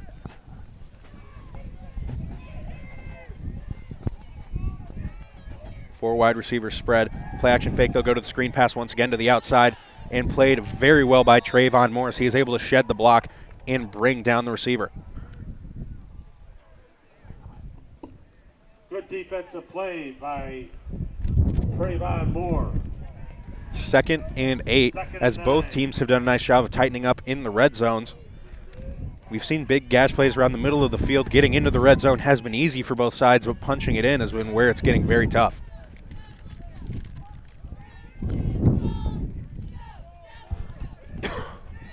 Trips to the left for the Muskies as Nunnery takes a snap, fakes that one as he will keep himself off the right side. Looked like maybe a hold on the outside, but Nunnery forced out of bounds by Diedrich and Woodson, just short of the pylon at the 2-yard line. That's a couple times I thought there may be a holding call on the outside. Referee is not calling it, though, and as long as you can keep it consistent, nothing really you can complain about. As Caleb Merritt was on the outside there, and oftentimes if you see that defensive lineman get turned around like that, you see that holding call come as Merritt had his back to the quarterback, just unable to get the call, unable to get a hand on Nunnery. Nunnery puts it inside the 5, 1st and goal for the Muskies. The low snap fumbled, and Nunnery falls on it at the 8-yard line, loss of 3, 2nd and goal. Nunnery did his best to corral that one, just got on it. Being smart there, you don't want to try to make too much happen and fumble just like you did last time you were in the red zone.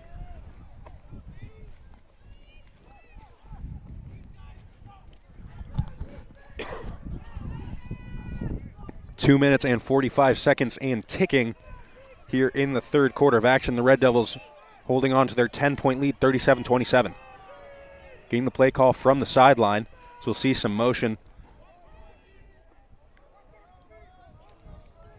Now we see Bustamante in the backfield alongside Eddie and Nunnery, as Woodson does a nice job of cutting down Eddie just short of the 5-yard line. He goes low, trips him up. It'll be 3rd and goal from the 6. First one on the stop, Octavian Woodson. So you hear the horn sounding, 3rd down. Red Devils looking for another big stop. As here it gets harder to go sideline to sideline when you're so close to the end zone, because the field being so compact, you have more defenders so close to the ball. Guys aren't going downfield. You aren't spreading the field out. This is where the Muskies have had some issues.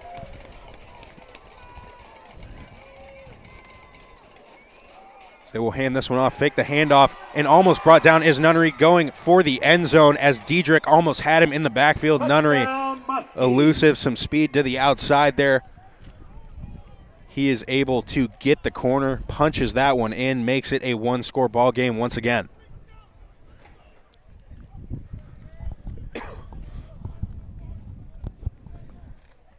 (37-33), a minute 42. This Red Devil defense fought their best right there, but Nunnery eventually, we've seen the value of a running quarterback from both sides in this contest. If you can just pound the run game, the second they keep it, they're going to have some space. That extra point is good, 37-34. The Red Devils holding on to a 3-point lead with a minute 42 in the 3rd quarter. Eureka 37, Lakeland 34. Now for the offense here, you've had some big plays. You have to think the game plan coming into this drive, just run some time off the clock here, put together a nice steady drive. If you have the shot there, take it, but you're not trying to force anything, certainly up by 3. No, definitely not. And just keep giving it to Joe Hughes. He's been a big part of this offense today. Just keep going. As Brookins, Douglas, and Walter will be back deep to return for the Red Devils. Colley looking to kick for Lakeland. Now, when we say keep pounding the ball, by no means do I mean just be real conservative and just keep running it and running it and running it no matter what. There's still a quarter left in this game. You're not playing not to lose. You know what I mean? You're only up 3 points. We saw what happened a couple weeks ago against Concordia Chicago. We're up double-digit points. Unfortunately, dropped that one, so you need to keep the pressure on. And I like the way you worded it, Kyle. You can't play not to lose. You have to play to win, and there is a difference. While the outcome is the same, the end goal is the same either way. You play to win, you stay. You don't have to get very aggressive and take all these shots. You don't try to force anything, but you don't, like you said, just turn and hand it off for 3 downs and be all right punting the ball. No, you keep with what has been working, but just maybe a little bit more conservative. Maybe you look to the quarterback draw a little bit more. Maybe you work that read option. But I really like the way you said that, Kyle. You play to win, not to lose, because, like you mentioned, that can come back to bite you.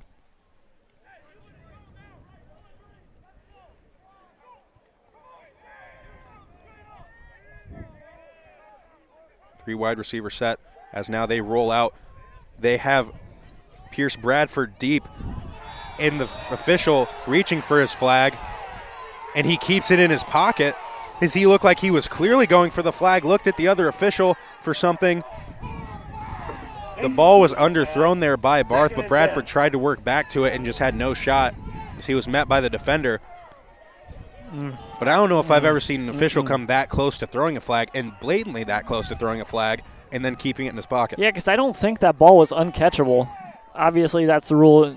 If it's uncatchable, there's no flag. But he very easily could have just come right back to that and caught it. And the defender, I don't think, even got his head around either. No, and that's what's strange to me, as they will take another shot right here too. Jimmy Douglas, they find him deep, running down the middle of the field, cuts back, almost tripped up, and he will find the end zone. So we're talking about maybe a little bit more conservative. You don't have to take the shots, and that's just what they do. Maybe Lakeland is looking. That's what they're expecting.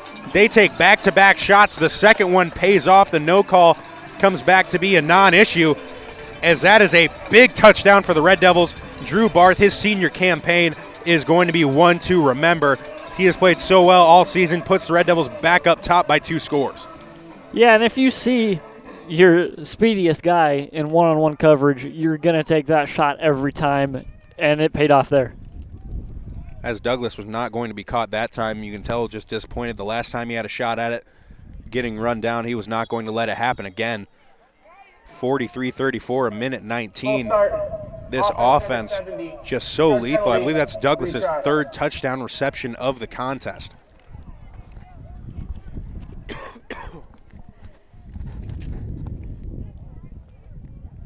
Make that 14 receiving touchdowns on the year for Douglas, as he is creeping in on 1,000 yards receiving for the season.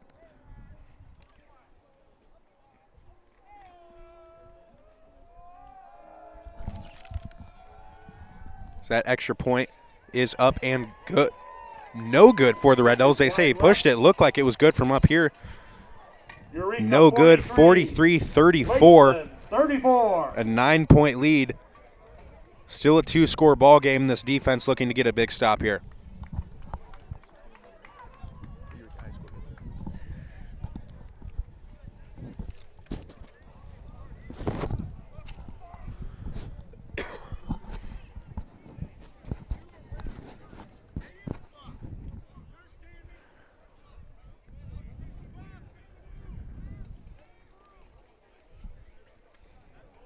A minute 19 remaining in the 3rd quarter. Tanner Kenny will lead the kicking team onto the field. So they have done a nice job of keeping the ball out of the hands of Eddie, and the last time making a big open field tackle. So we saw in that first half return men for both sides just running wild, Kyle. Yes, we did.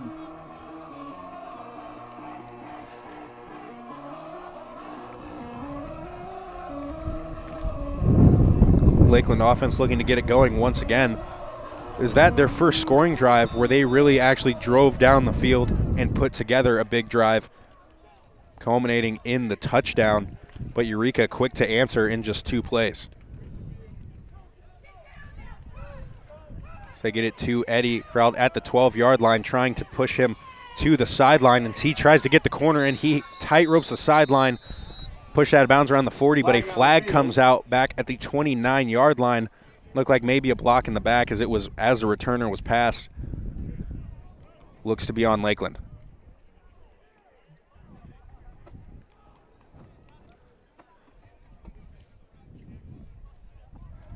During the return, personal foul, illegal block, kick team number 36, 15-yard penalty from the end of the run, first down Lakeland. As they call an illegal blindside block on the kicking team. Interesting call. Not too often you see that one, as Coach Barth is looking for an explanation. Why would the kicking team want to block somebody? Exactly. I don't know if I've ever seen that call, if I've ever heard that call.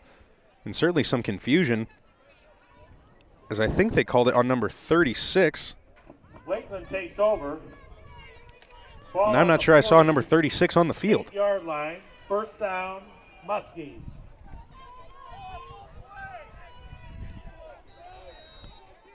Huh. As first down for Lakeland at the 48-yard line after some commotion. Still a little bit of confusion, but have to get back into it as they try to get to the sideline, and Mason Diedrich runs him down out of bounds as Eddie now has taken over most of the ball-carrying duties. We haven't seen Rivers much since that first quarter.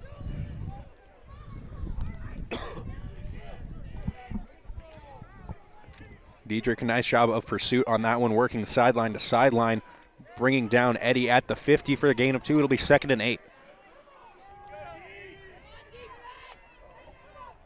Nunnery, play action fake, facing some pressure off the backside, has a man wide open deep downfield. Incomplete. Looks like the receiver might have lost that one in the sun. Yeah, and he's pointing up to the sky. That one definitely right in the line of the sun. That's a tough break for Lakeland, though, because he was wide open and would have taken it easily in for 6. Talk about time for the sun to come out. The sun has been behind the clouds almost the entire game. It comes out during that play and affects that play. Like you mentioned, Kyle, if he catches that ball, he walks into the end zone. But you can tell with the angle where the ball was, he was going to have to track it off of his back shoulder a little bit. Sun playing a factor there.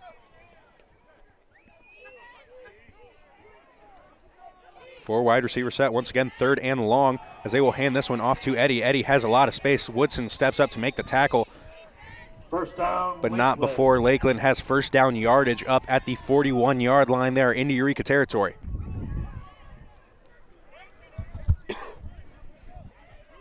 CNC head coach Kurt Barth still upset with the call. He's still trying to get an explanation. I don't know if he's gotten one. So he is still on the officials, just trying to figure out what happened, because that extra 15 yards, a big swing. There's now 5 wide receiver set. Nunnery looking to go toward the right sideline. Finds a man on the dig, turns it upfield for a gain of 12 inside the 30 at the 29-yard line.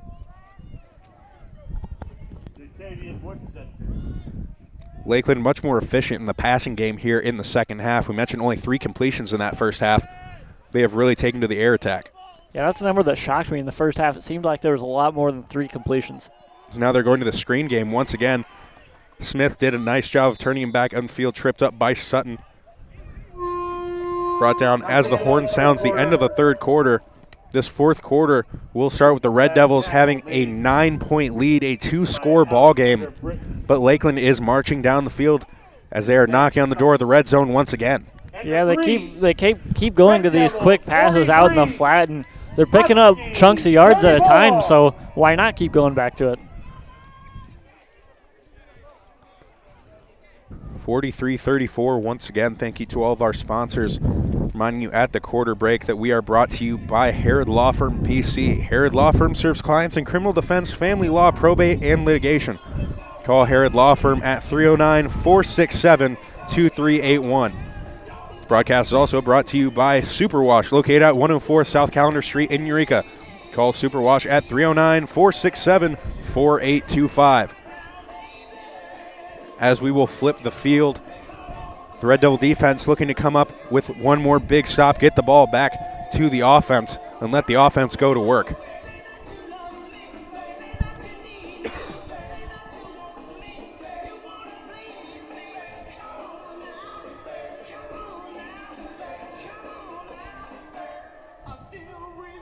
Lakeland coming out in the 5 wide receiver set, 2nd and 4.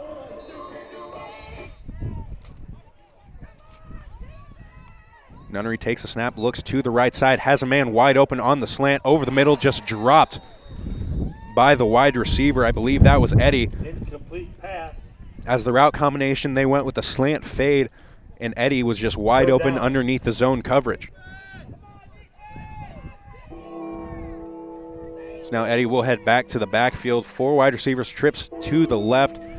Now they shift as it is 3rd and 4.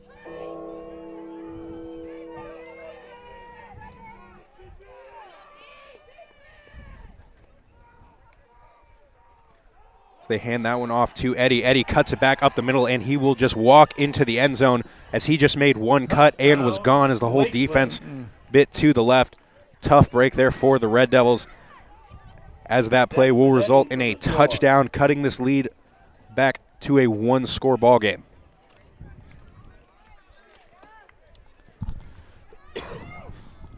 (43-40) pending the extra point. Andrew Coley for the try after.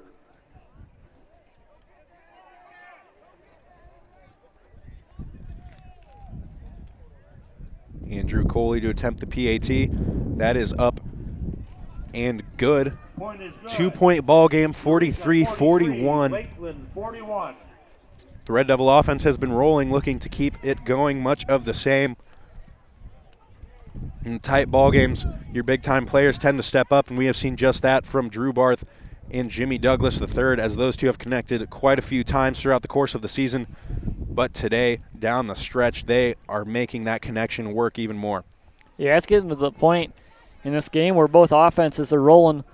Whatever defense gets a stop, that might be the game right there.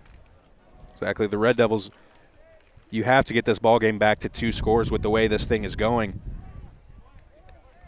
14:50 left.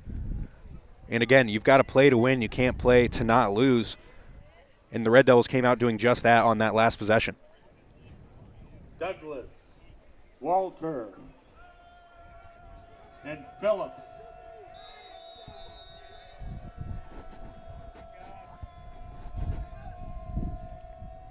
Brookins back for the score. As the whistle is blown right before the kickoff, and there will be a penalty, it appears to be on the Red Devils. Offsides, receiving team number 6, 5-yard penalty, kick. They'll say that is offsides by number 6, Andrew Goodwin. After some discussion, looked like he was onside to me. Maybe he just flinched a little bit, crept over the line. But regardless, we will see the kickoff now from Colley. Teeing it up from the 40. It's the wind gust picking back up here in Eureka. As they try to go onside once again, but that one will roll out of bounds. Illegal procedure, and the Red Devils will have the ball in fantastic field position. Red Devil ball. As you move closer to midfield, you feel more comfortable going for the onside kick. But Eureka, after they saw the first one, they're just prepared for it. They tried to go to the sideline this time rather than going up the middle, but that kick never got more than 7 yards. 5-yard penalty from the ball and out of bounds, first down. So it'll be first down for the Red Devils in the Lakeland territory. Great field position to start out for this Red Devil offense. Yeah, just trying to steal some momentum there if you're Lakeland. I mean, like I've said, these offenses are just going crazy in the second half, so why not try to mix it up? Yeah, things slowed down for a little bit on both sides offensively, but they have picked right back up here at the end of the third quarter to start the fourth quarter. The Red Devils head to the line of scrimmage. Crittenden, the tight end on the left side. Douglas and Favre, the receivers to the right. It's play action fake, and they look to go deep once again. Barth has time. He tries to go over the middle. That ball looked like it may have been tipped at the line of scrimmage. They get it to Favre sliding. He thought he caught it. He takes a hit from the back while he's on the ground. Kind of a vicious hit. Surprised to not see a flag there, as he's clearly on the ground. Even if he had caught it, he was down, and still the defender came in, tried to lay a hit on him. Will be 2nd and 10 after the pass is ruled incomplete at the 42-yard line.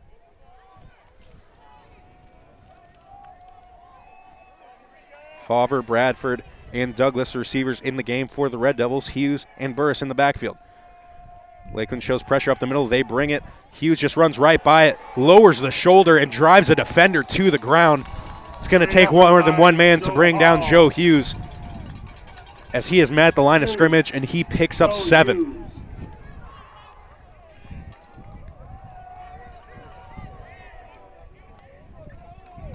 The defender, a linebacker, just kind of undersized going up against Joe Hughes. As again, we talk about how often the low man wins.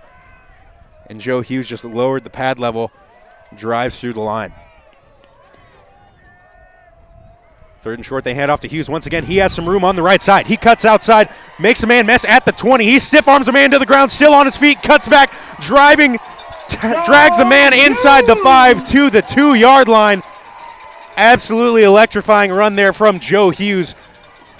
As you have just seen that so often, he just makes the men miss, drags defenders. It's going to take an entire defense to bring that man down. With a huge block for the Red Devils. 1st and goal marked down at the 4-yard line. No doubt about it. That's his most impressive run of the day. Breaking multiple tackles, stiff armor too. You got to reward him here. Let him get the rest of the 4 yards. And that's just a play that can be deflating to a defense, because he just outmuscled you the entire time throughout the course of that run. As here he goes into the pile. He's able to lower the shoulder, keep the feet moving, picks up about 1 yard. See things getting a little bit chippy down there in the pile. Both teams, you've got to keep the composure. It's Lakeland has seen how penalties have really changed the game for them.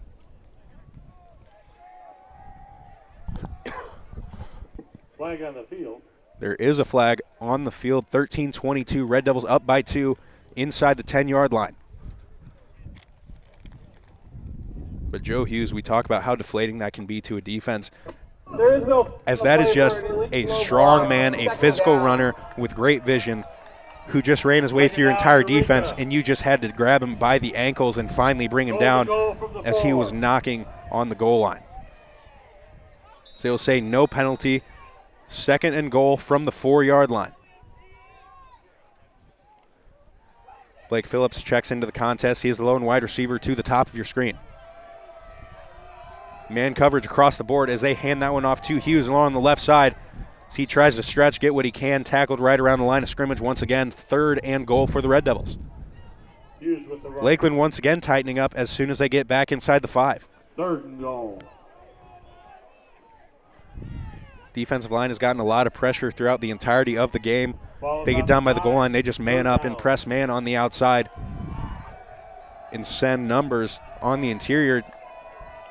They're just gambling. If it's a run, they're going to have numbers there, but if it's a pass, they just hope they can get to the quarterback before he can get out of his hands.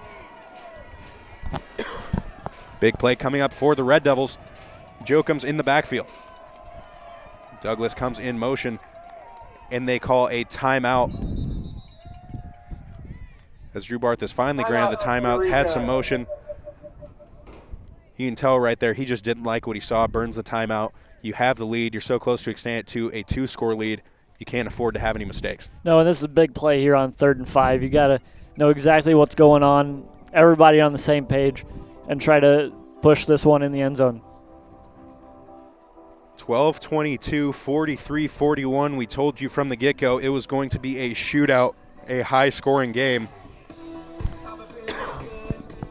This one was worth the price of admission, folks, as it is a fantastic showdown.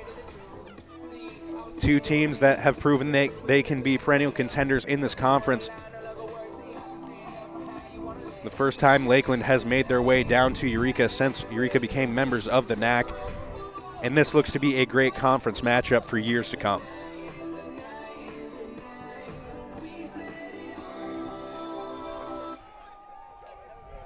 Three wide receivers in the game for the Red Devils. Bradford, Douglas, and Fauver. Jokums in the backfield with Wesley Burris and quarterback Drew Barth in the shotgun set. Douglas comes in motion. They hand this one off to Douglas. He has the edge. He cuts it back, dances into the end zone. Touchdown this time on the ground for Jimmy Douglas III. Touchdown Red Devils. As they get back in the scoring column, 49-41. Tanner Kenny looks to make this an even 50. As Jimmy Douglas has just run wild today. Huge offensive threat. In this offense, so much versatility. You have to defend so many big play threats. And that one just punched it in. You can't contain the Red Devils inside the 5 for that long. You give them 4 shots at it, they're going to punch it in more often than not. So now the snap good, hold by Holman. The extra point is up and good, 50-41. Eureka 50. As we are halfway to the century mark here with 12-17 left in the contest. Yeah, getting close to that score from last year. Like I said at the beginning of the broadcast, last year Lakeland won 56-55, and we're getting real close. Yeah, last meeting, that was a fun one to watch, much like this contest where you could tell it was going to come down to the wire. Exciting game to watch as the fans, everyone's still in their seat with the cold. They might just be too frozen to get up, but they are still watching a fun one.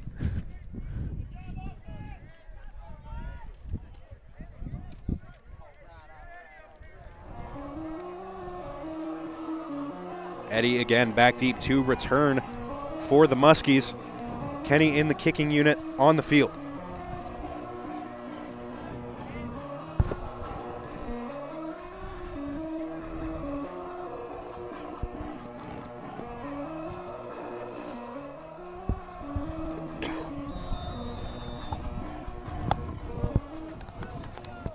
Kyle, if you're the Lakeland Muskies, what is your game plan here after the return? You're looking to get a big return, of course, but offensively, what are you looking to do? I don't think you change anything yet. You still got 12 minutes left in this game. Your run game has been huge for you. You don't go away from that yet. It's not like you have 3 minutes left in this game, down 2 possessions. As the low squib kick from Kenny is just fallen on by the Muskies, just short of the 30-yard line. Keeping the ball out of the hands of Eddie again. Lakeland takes over. Like you mentioned, Kyle, certainly no need to hurry, especially with points aren't coming at a premium in this game. It is teams almost scoring at will. The defense certainly tightened up for the Red Devils. Only 1 touchdown for the Muskies between the end of the first quarter and about halfway through the third quarter, and you can see they punched in 2 quick ones.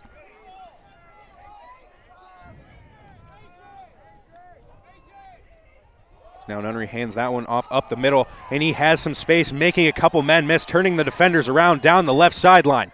Woodson cuts him down eventually at the 25, but just up the middle, made a couple men miss. Great moves there by Eddie. And that's exactly why you stick with the run game. He cuts it up right there. Again, they've taken their shots, but the run game, they have been able to get some big plays.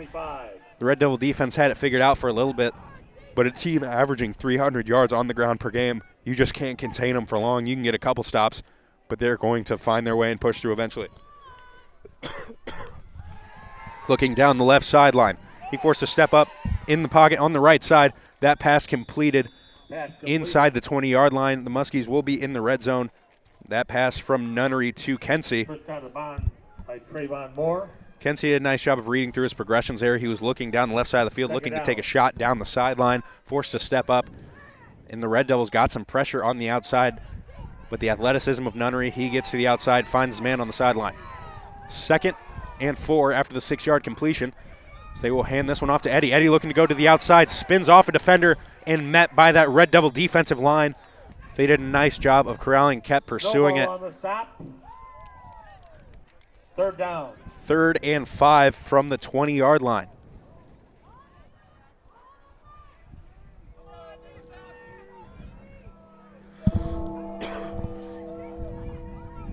The bell sounds 3rd and 5.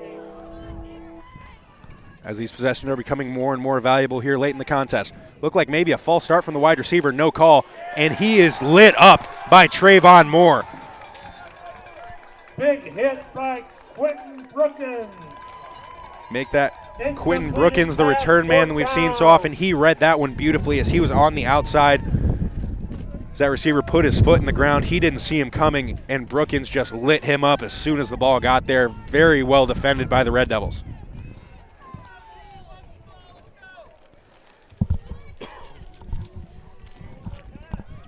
And once again here, 4th and 5, there's no chance, not even a thought that Lakeland wouldn't go for it here. This is enormous play. The snap, the play action looking down the right side. That pass incomplete. Great play on the ball by Trayvon Moores. It was in the receiver's hands. Is able to knock that one out as they went to Kenzie. Kenzie now down, but the Red Devils take over on downs. Big stop for the Red Devil there.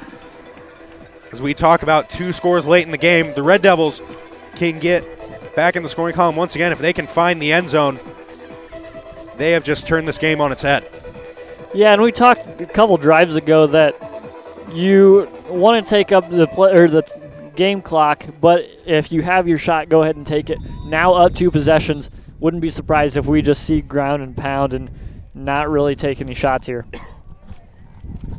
9-point game, 7 puts it to 16. Still a 2-score ball game, but a much tougher 2-score ball game, forcing the Lakeland Muskies to score 2 touchdowns, get 2 2-point conversions.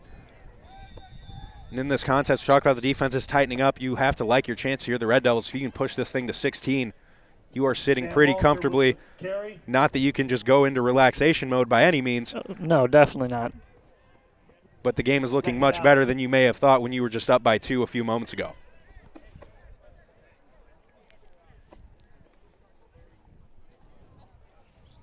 So that carry was brought down at the line of scrimmage for no gain, 2nd and 10 from the 20-yard line. This clock ticks under 10 minutes. So the read there by quarterback Drew Barth keeps it. He is brought down after a loss of 1. For no gain, loss of 1. It'll be 3rd and 11 for the Red Devils. The Red Devil defense coming up with a big stop. The Muskies looking to get a stop of their own and answer.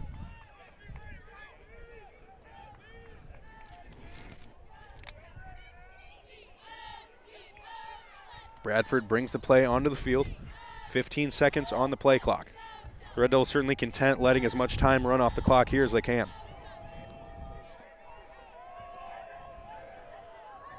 Man coverage on the outside as the Red Devils looking to get that ball deep. They have a man running down the sideline through the hands of Bradford as a good ball there by Barth. But just unfortunately incomplete. It'll be 4th and 11 for the Red Devils. Had a shot at it again. They've got speedsters on the outside. Had a step. Barth put that ball in a fantastic spot right on the sideline. However, unfortunately incomplete, and now we will see what looks to be just the 2nd punt of the contest. Yeah, good ball there by Barth, unfortunately. Just looked like it maybe drifted to Bradford's back shoulder a little bit, couldn't get his head all the way around. And again, the sun possibly playing a factor here as it is back out.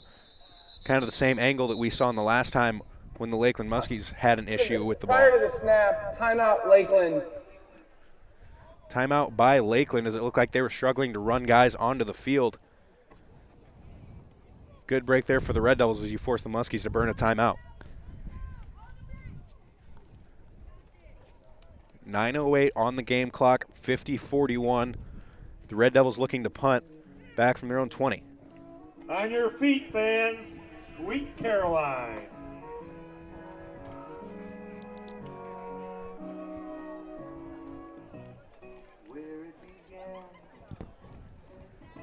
So now the punting unit will come back onto the field. Once again, everyone, thank you for tuning in, listening to us. It's a pleasure to bring these ball games to you. Certainly a fun time, an exciting time here as the Red Devils in a shootout. Make sure after the game you check out all the stats and the post-game write-up on EurekaRedDevils.com.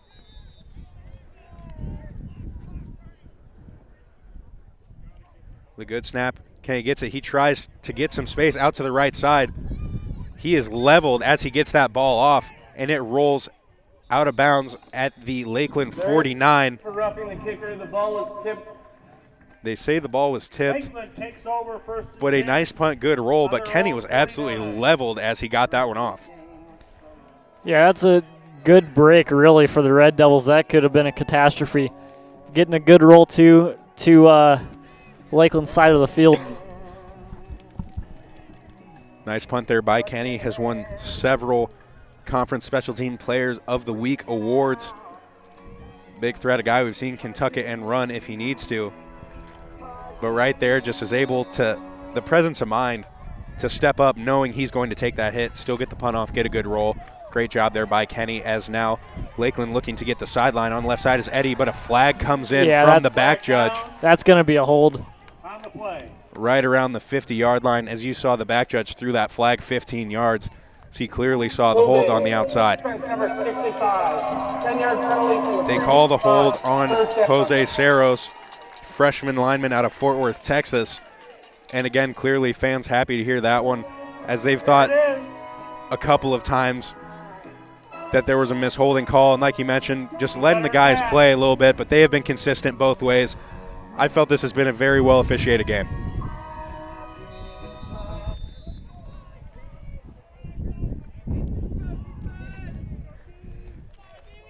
So it'll be a 1st and 20 now for Lakeland from the 39. 4 wide receivers.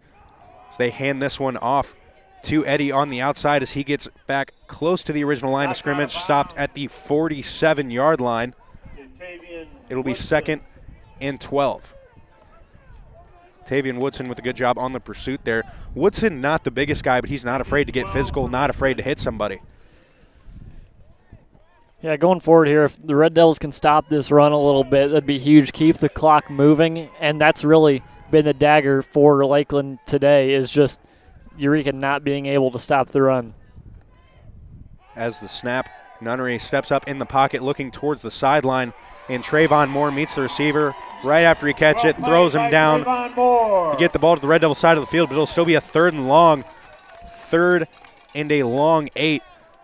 Trayvon Moore, that was a long throw to just gain a few yards. The ball was in the air for quite some time. Trayvon Moore did a nice job of reading it, stepping up, making the tackle.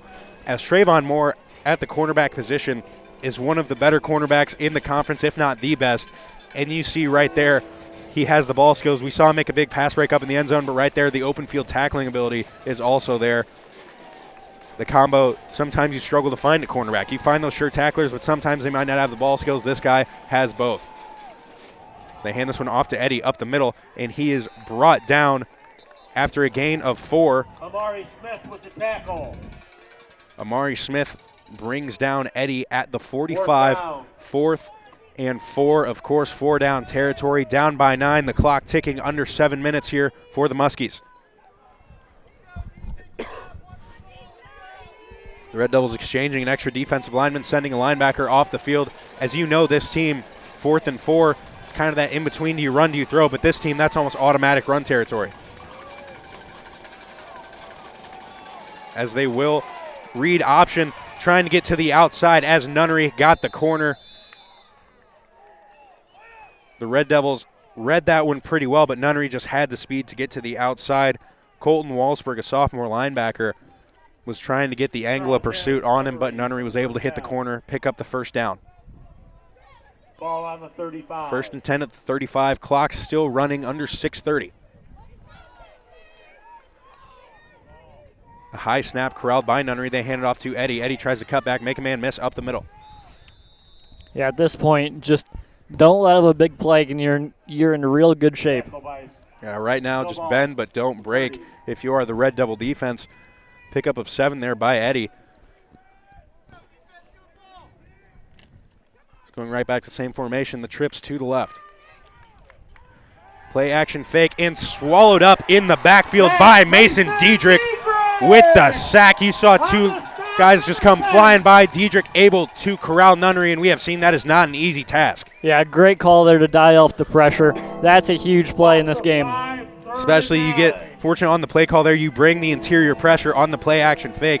Diedrich just came unevaded, brings him down, pushes this Muskie team back, makes it a 3rd and long, 3rd and 9 from the 34-yard line, and again, keeps the clock running, 5:30 and counting. Nunnery drops back to pass, looking left side. He tries to go deep over the middle. Woodson just rides the receiver to the ground. That ball looked like it might have been just out of the reach, but that's a call you're often going to get, as there was so much contact they almost had to throw the flag. Yeah, he basically tackled him before the ball was even there. Unfortunate for the Red Devils, as that will result in a first down. Defense number 3, 15-yard Woodson has penalty. played so well. You just see right there, First down. he thought he had gotten beat. Their feet get tangled up a little bit, but just looks like he tackles him from behind. That'll be a first down for the Muskies. That one stings. First down, Muskies from Keeps the drive alive for the Muskies. First and goal from the 19. Back in the red zone, the Red Devils have done a nice job of creating pressure here. As now we see once again, Diedrich came on the blitz, but wide open, just lobs that ball up to the corner. Miscommunication, not sure what happened there. So you see some hands up. Nobody's really sure what was going on. But a touchdown pass from Nunnery to his receiver, Kensey, once again. 50-47, the extra point upcoming. Again, just kind of deflating right there. You get the sack, push it back, make it 3rd and long. A pass interference keeps the drive alive. And now the touchdown, and it looks like the Muskies will keep the offense on the field, looking to go for 2 here.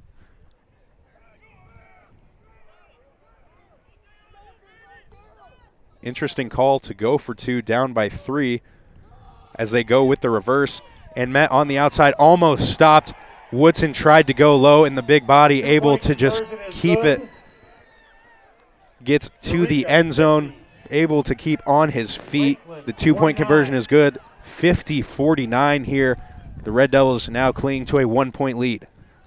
Yeah, the thinking there, going for 2, if they only kick the extra point, they're down 2 points. Then if Eureka comes back, touchdown, extra point, they're down 9, makes it a 2-possession game. Then if they're able to convert like they just did, Eureka comes down, scores a touchdown, extra point, they're only down 8, and it's a 1-possession game. And at that point, they would only have a couple minutes left. And with 5:16 here, Eureka, now is when you kind of try to milk that clock a little bit more. Again, you don't get too conservative, but you are running that play clock down to 2 seconds to 1 second on every play. As again, points are not at a premium today. As 50-49, we have almost hit the century mark. 99 points scored in the ball game. We still have 5 minutes left, and so far in the ball game, we've shown 5 minutes could be 4 or 5 touchdowns. Oh, there will be points.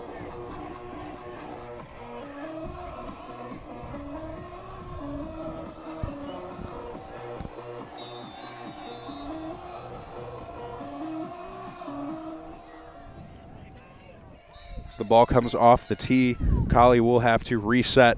You ready to kick this one deep?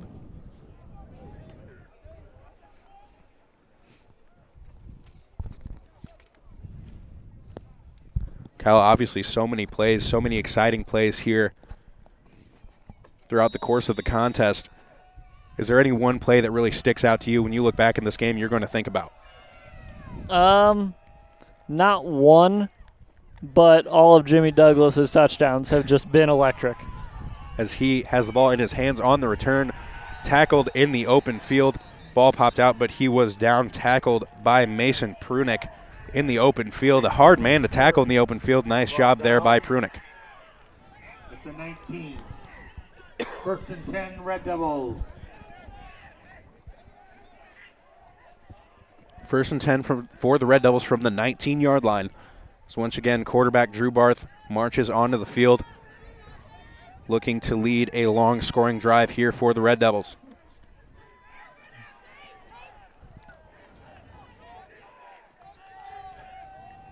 Two wide receivers, the tight end in the game.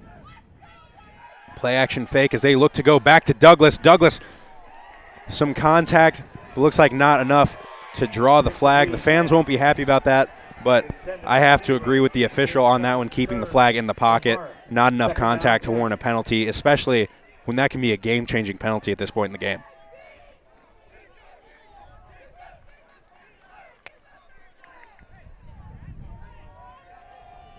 Douglas now looks like he might have gotten a little bit banged up on that play, as Blake Phillips will take his place. Douglas looks like he is going to be all right. Just a little bit shaken up, just needs to shake that one off. You can believe he's the kind of guy, too, that he will be right back in this ball game as soon as he's ready to go. So they hand it off to Jokums. Jokem's tackled after a gain of 1. Ball carrier Grant Jokum. Make it 2. It'll be 3rd and 8 from the 21. Gain of 2. 3rd and 8.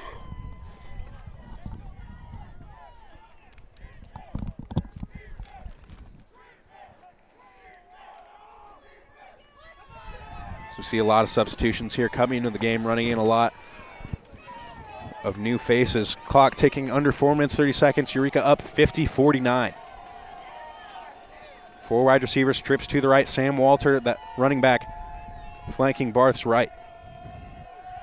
So look, possibly going the swing pass, trying to get around the sticks, and they get down. He cuts back short of the first down marker, but Bradford will get upfield and be tackled, eventually pushed out of bounds short of the 40.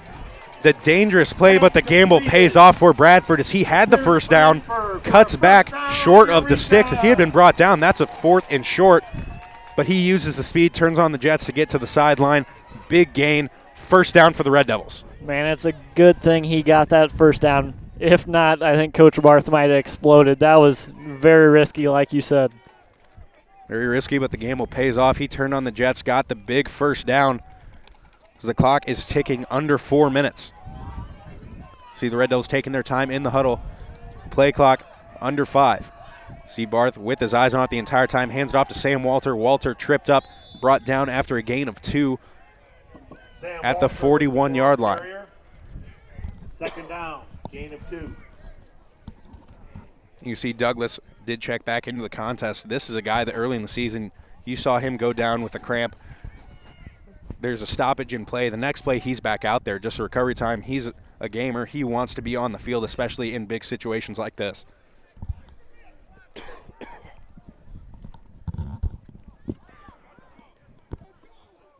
The ball will be snapped with right around 3 minutes on the clock. Trips to the right with the 11 personnel. So they hand that one off to Walter. Walter tries to make a cut back, gains about a yard. Sam Walter again. It'll be 3rd and long. 1, 3rd and 7. 3rd and 7 for the Red Devils. Once again, this is big 3rd down play. Got to have it because even you get down to 2 minutes, that's plenty of time for this Lakeland offense. We've seen it time and time again. Yeah, here certainly this drive, you have to have points or you have to run the clock out. So Red Devils looking right now the way it's going, they are killing a lot of clock, just managing the game. But the game could come down to these next few plays. So Lakeland brings pressure from the interior, unevaded to the quarterback. Barth steps up, gets that one off. 2 Jokums complete down the sideline. Quarterback Drew Barth with the play of the game. Kyle, I asked you what play you'll think back on when you think about this game. That is the one. Barth just stepped up the spin, steps up into the pocket, shakes off a defender as he's being dragged to the ground, gets it into the flat to Jokums, picks up the first down, and the clock is running under 2 minutes. Drew Barth with the play of the game, maybe the play of his season. Yeah, just incredible evasiveness. I cannot believe how he got out of that. I don't know how he got out of that. There are 2 men just right on top of him. As we've seen that blitz, Lakeland has brought pressure from the interior multiple times. They had numbers. He fakes the pitch. He lowers the shoulder and picks up 2. Again, when the game's on the line, you want the ball in the hands of your playmakers. And Barth has been that playmaker for the entirety of the contest for the Red Devils. 50-49 now. Lakeland forced to call their second timeout. Only 1 remaining. Exactly. That timeout they had to burn earlier in the half is coming back huge now. If they had 2 more timeouts after this one, they would still have a chance to get it back with some time left. Now even if they get a stop and if Eureka does not get a first down, they're not in great shape. As you mentioned, with the timeout, and especially when the timeout comes, you have to burn a timeout trying to run another man onto your punt return team. Something like that, just so frustrating to a coach, because those units, you know if you're on the unit or not. Unless somebody goes down, then maybe there's an issue. With so many injuries, who knows, maybe that's what happened. You just lose track of guys. But just trying to run a guy onto a punt return, you burn a timeout, and now you come down to the situation where you mentioned, Kyle, these timeouts are huge, and Lakeland has to get a stop here. if they want any shot at getting the ball back. They hand this one off to Jokums. Jokums tackled for a loss of 1 at the 39-yard line. Be 3rd and 9, and that last timeout will be called by Lakeland. Their 3rd and final timeout with 1:24 left in the contest.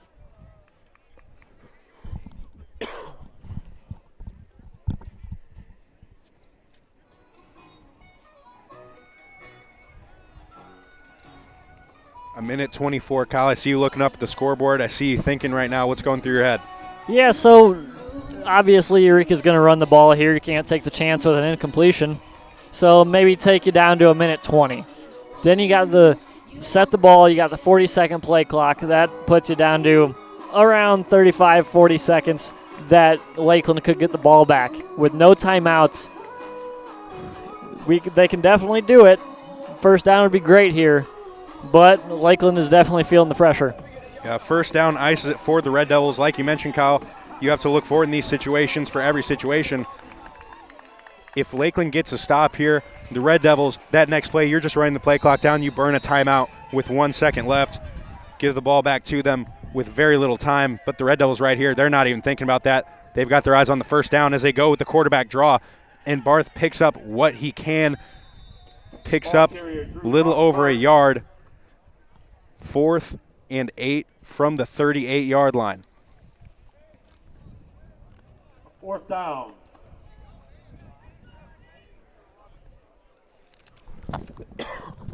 Now you can see head coach Kurt Barth, he's thinking about it. Getting ready as they will just run down the clock. Like we mentioned, you just burn that timeout with 1 second left. As this clock will get down to about 36 seconds when the timeout is called.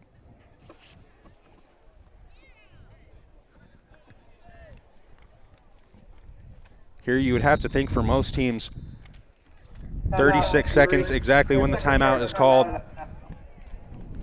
You'd have to think 36 seconds, probably about 30 by the time this play is over. They go with the punt, which obviously you have to just try to pin them deep with no timeouts. But this team has shown they can send guys deep. Even on the ground, they can gash you for big chunks of yardage.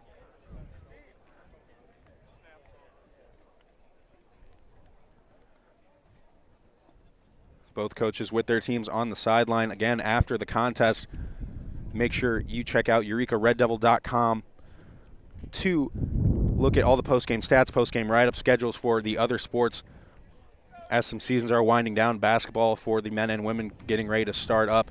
Make sure you check out all of those write-ups.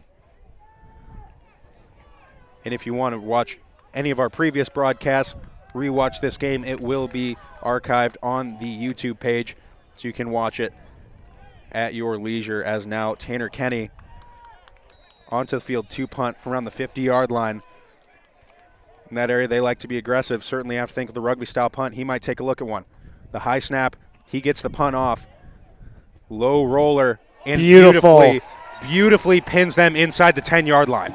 Great punt there. You absolutely do not want to get it in the hands of the return man. Just kicking that out of bounds, pin them deep.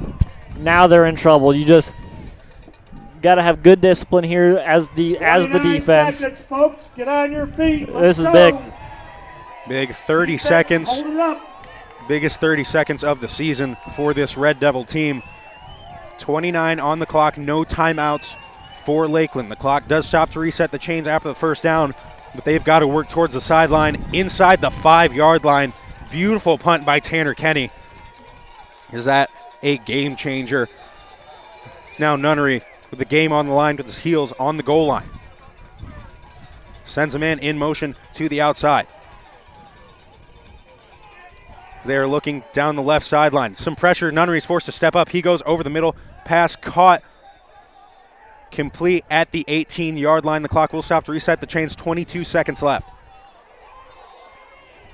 They get to the line and they spike the ball, killing the clock at 19 seconds.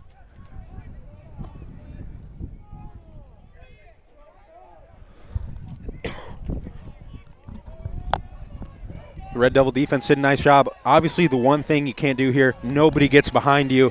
That's been a problem in the past. We've seen some guys get gashed for big plays. seen when the Red Devil defense gets hurt, they've been burned deep on occasion. But here, stepping up very well. You'll give up the underneath stuff. You just have to give up the underneath ball and then swarm to the man with the ball in his hands as they look to go deep down the right sideline. Is that 1-8 jump ball up in the air? Oh. And the flag comes out late. Looked like that was well defended by Walker. I don't know about that. It looked like they're both playing the ball. As that flag is going to be good for a first down and 15 yards for the Muskies. You hear the frustration, and that flag look much less like pass interference than some of the other no calls we've seen. Automatic first down. 11 seconds on the game clock. Still a lot of work to go for the Lakeland Muskies. Maybe I'm wrong, but to me that looked like both guys looking to play the ball and maybe just some feet tangling up. That's not pass interference.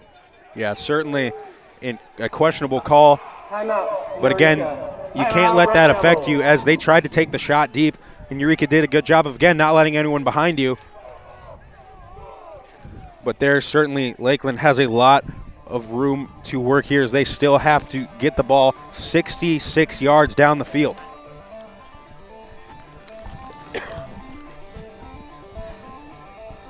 Barth calls a timeout, and here again, a timeout like that, you're just trying to settle down your defense. Look, obviously you're upset with that call, but you've got to relax. You've got 11 seconds left where you have to make a stop. Just calming everyone down. Again, just reiterating, nobody behind you, absolutely nobody deep. Lakeland tried right there. It was well defended. Unfortunately, the flag comes out. But the Red Devils, looks like they're going to have to make about 2 more stops. Yeah, that's a frustrating penalty to take. But again, they have the ball at the 33-yard line. Don't let anybody behind you, and you're in good shape. Red Devil fans, let's go. 50-49, 11 seconds left. Nunnery, the lone man in the backfield. 5 wide receiver spread, and you see defenders back at the 40. As getting some pressure from the outside, steps up. They get the pass up to the 50. That ball comes out incomplete. Trayvon Moore plays that one very well. Once again, tackled him, made sure he was going to be in bounds if it had been completed, but 2 seconds left. Big pass break up there by Trayvon Moore. Man, that play took 9 seconds off the clock. That's not exactly the quick one you're looking for if you're Lakeland. Moore picked that one up, ran it all the way to the end zone, as of course you don't want to be too careful. But right here, this will be the ball game.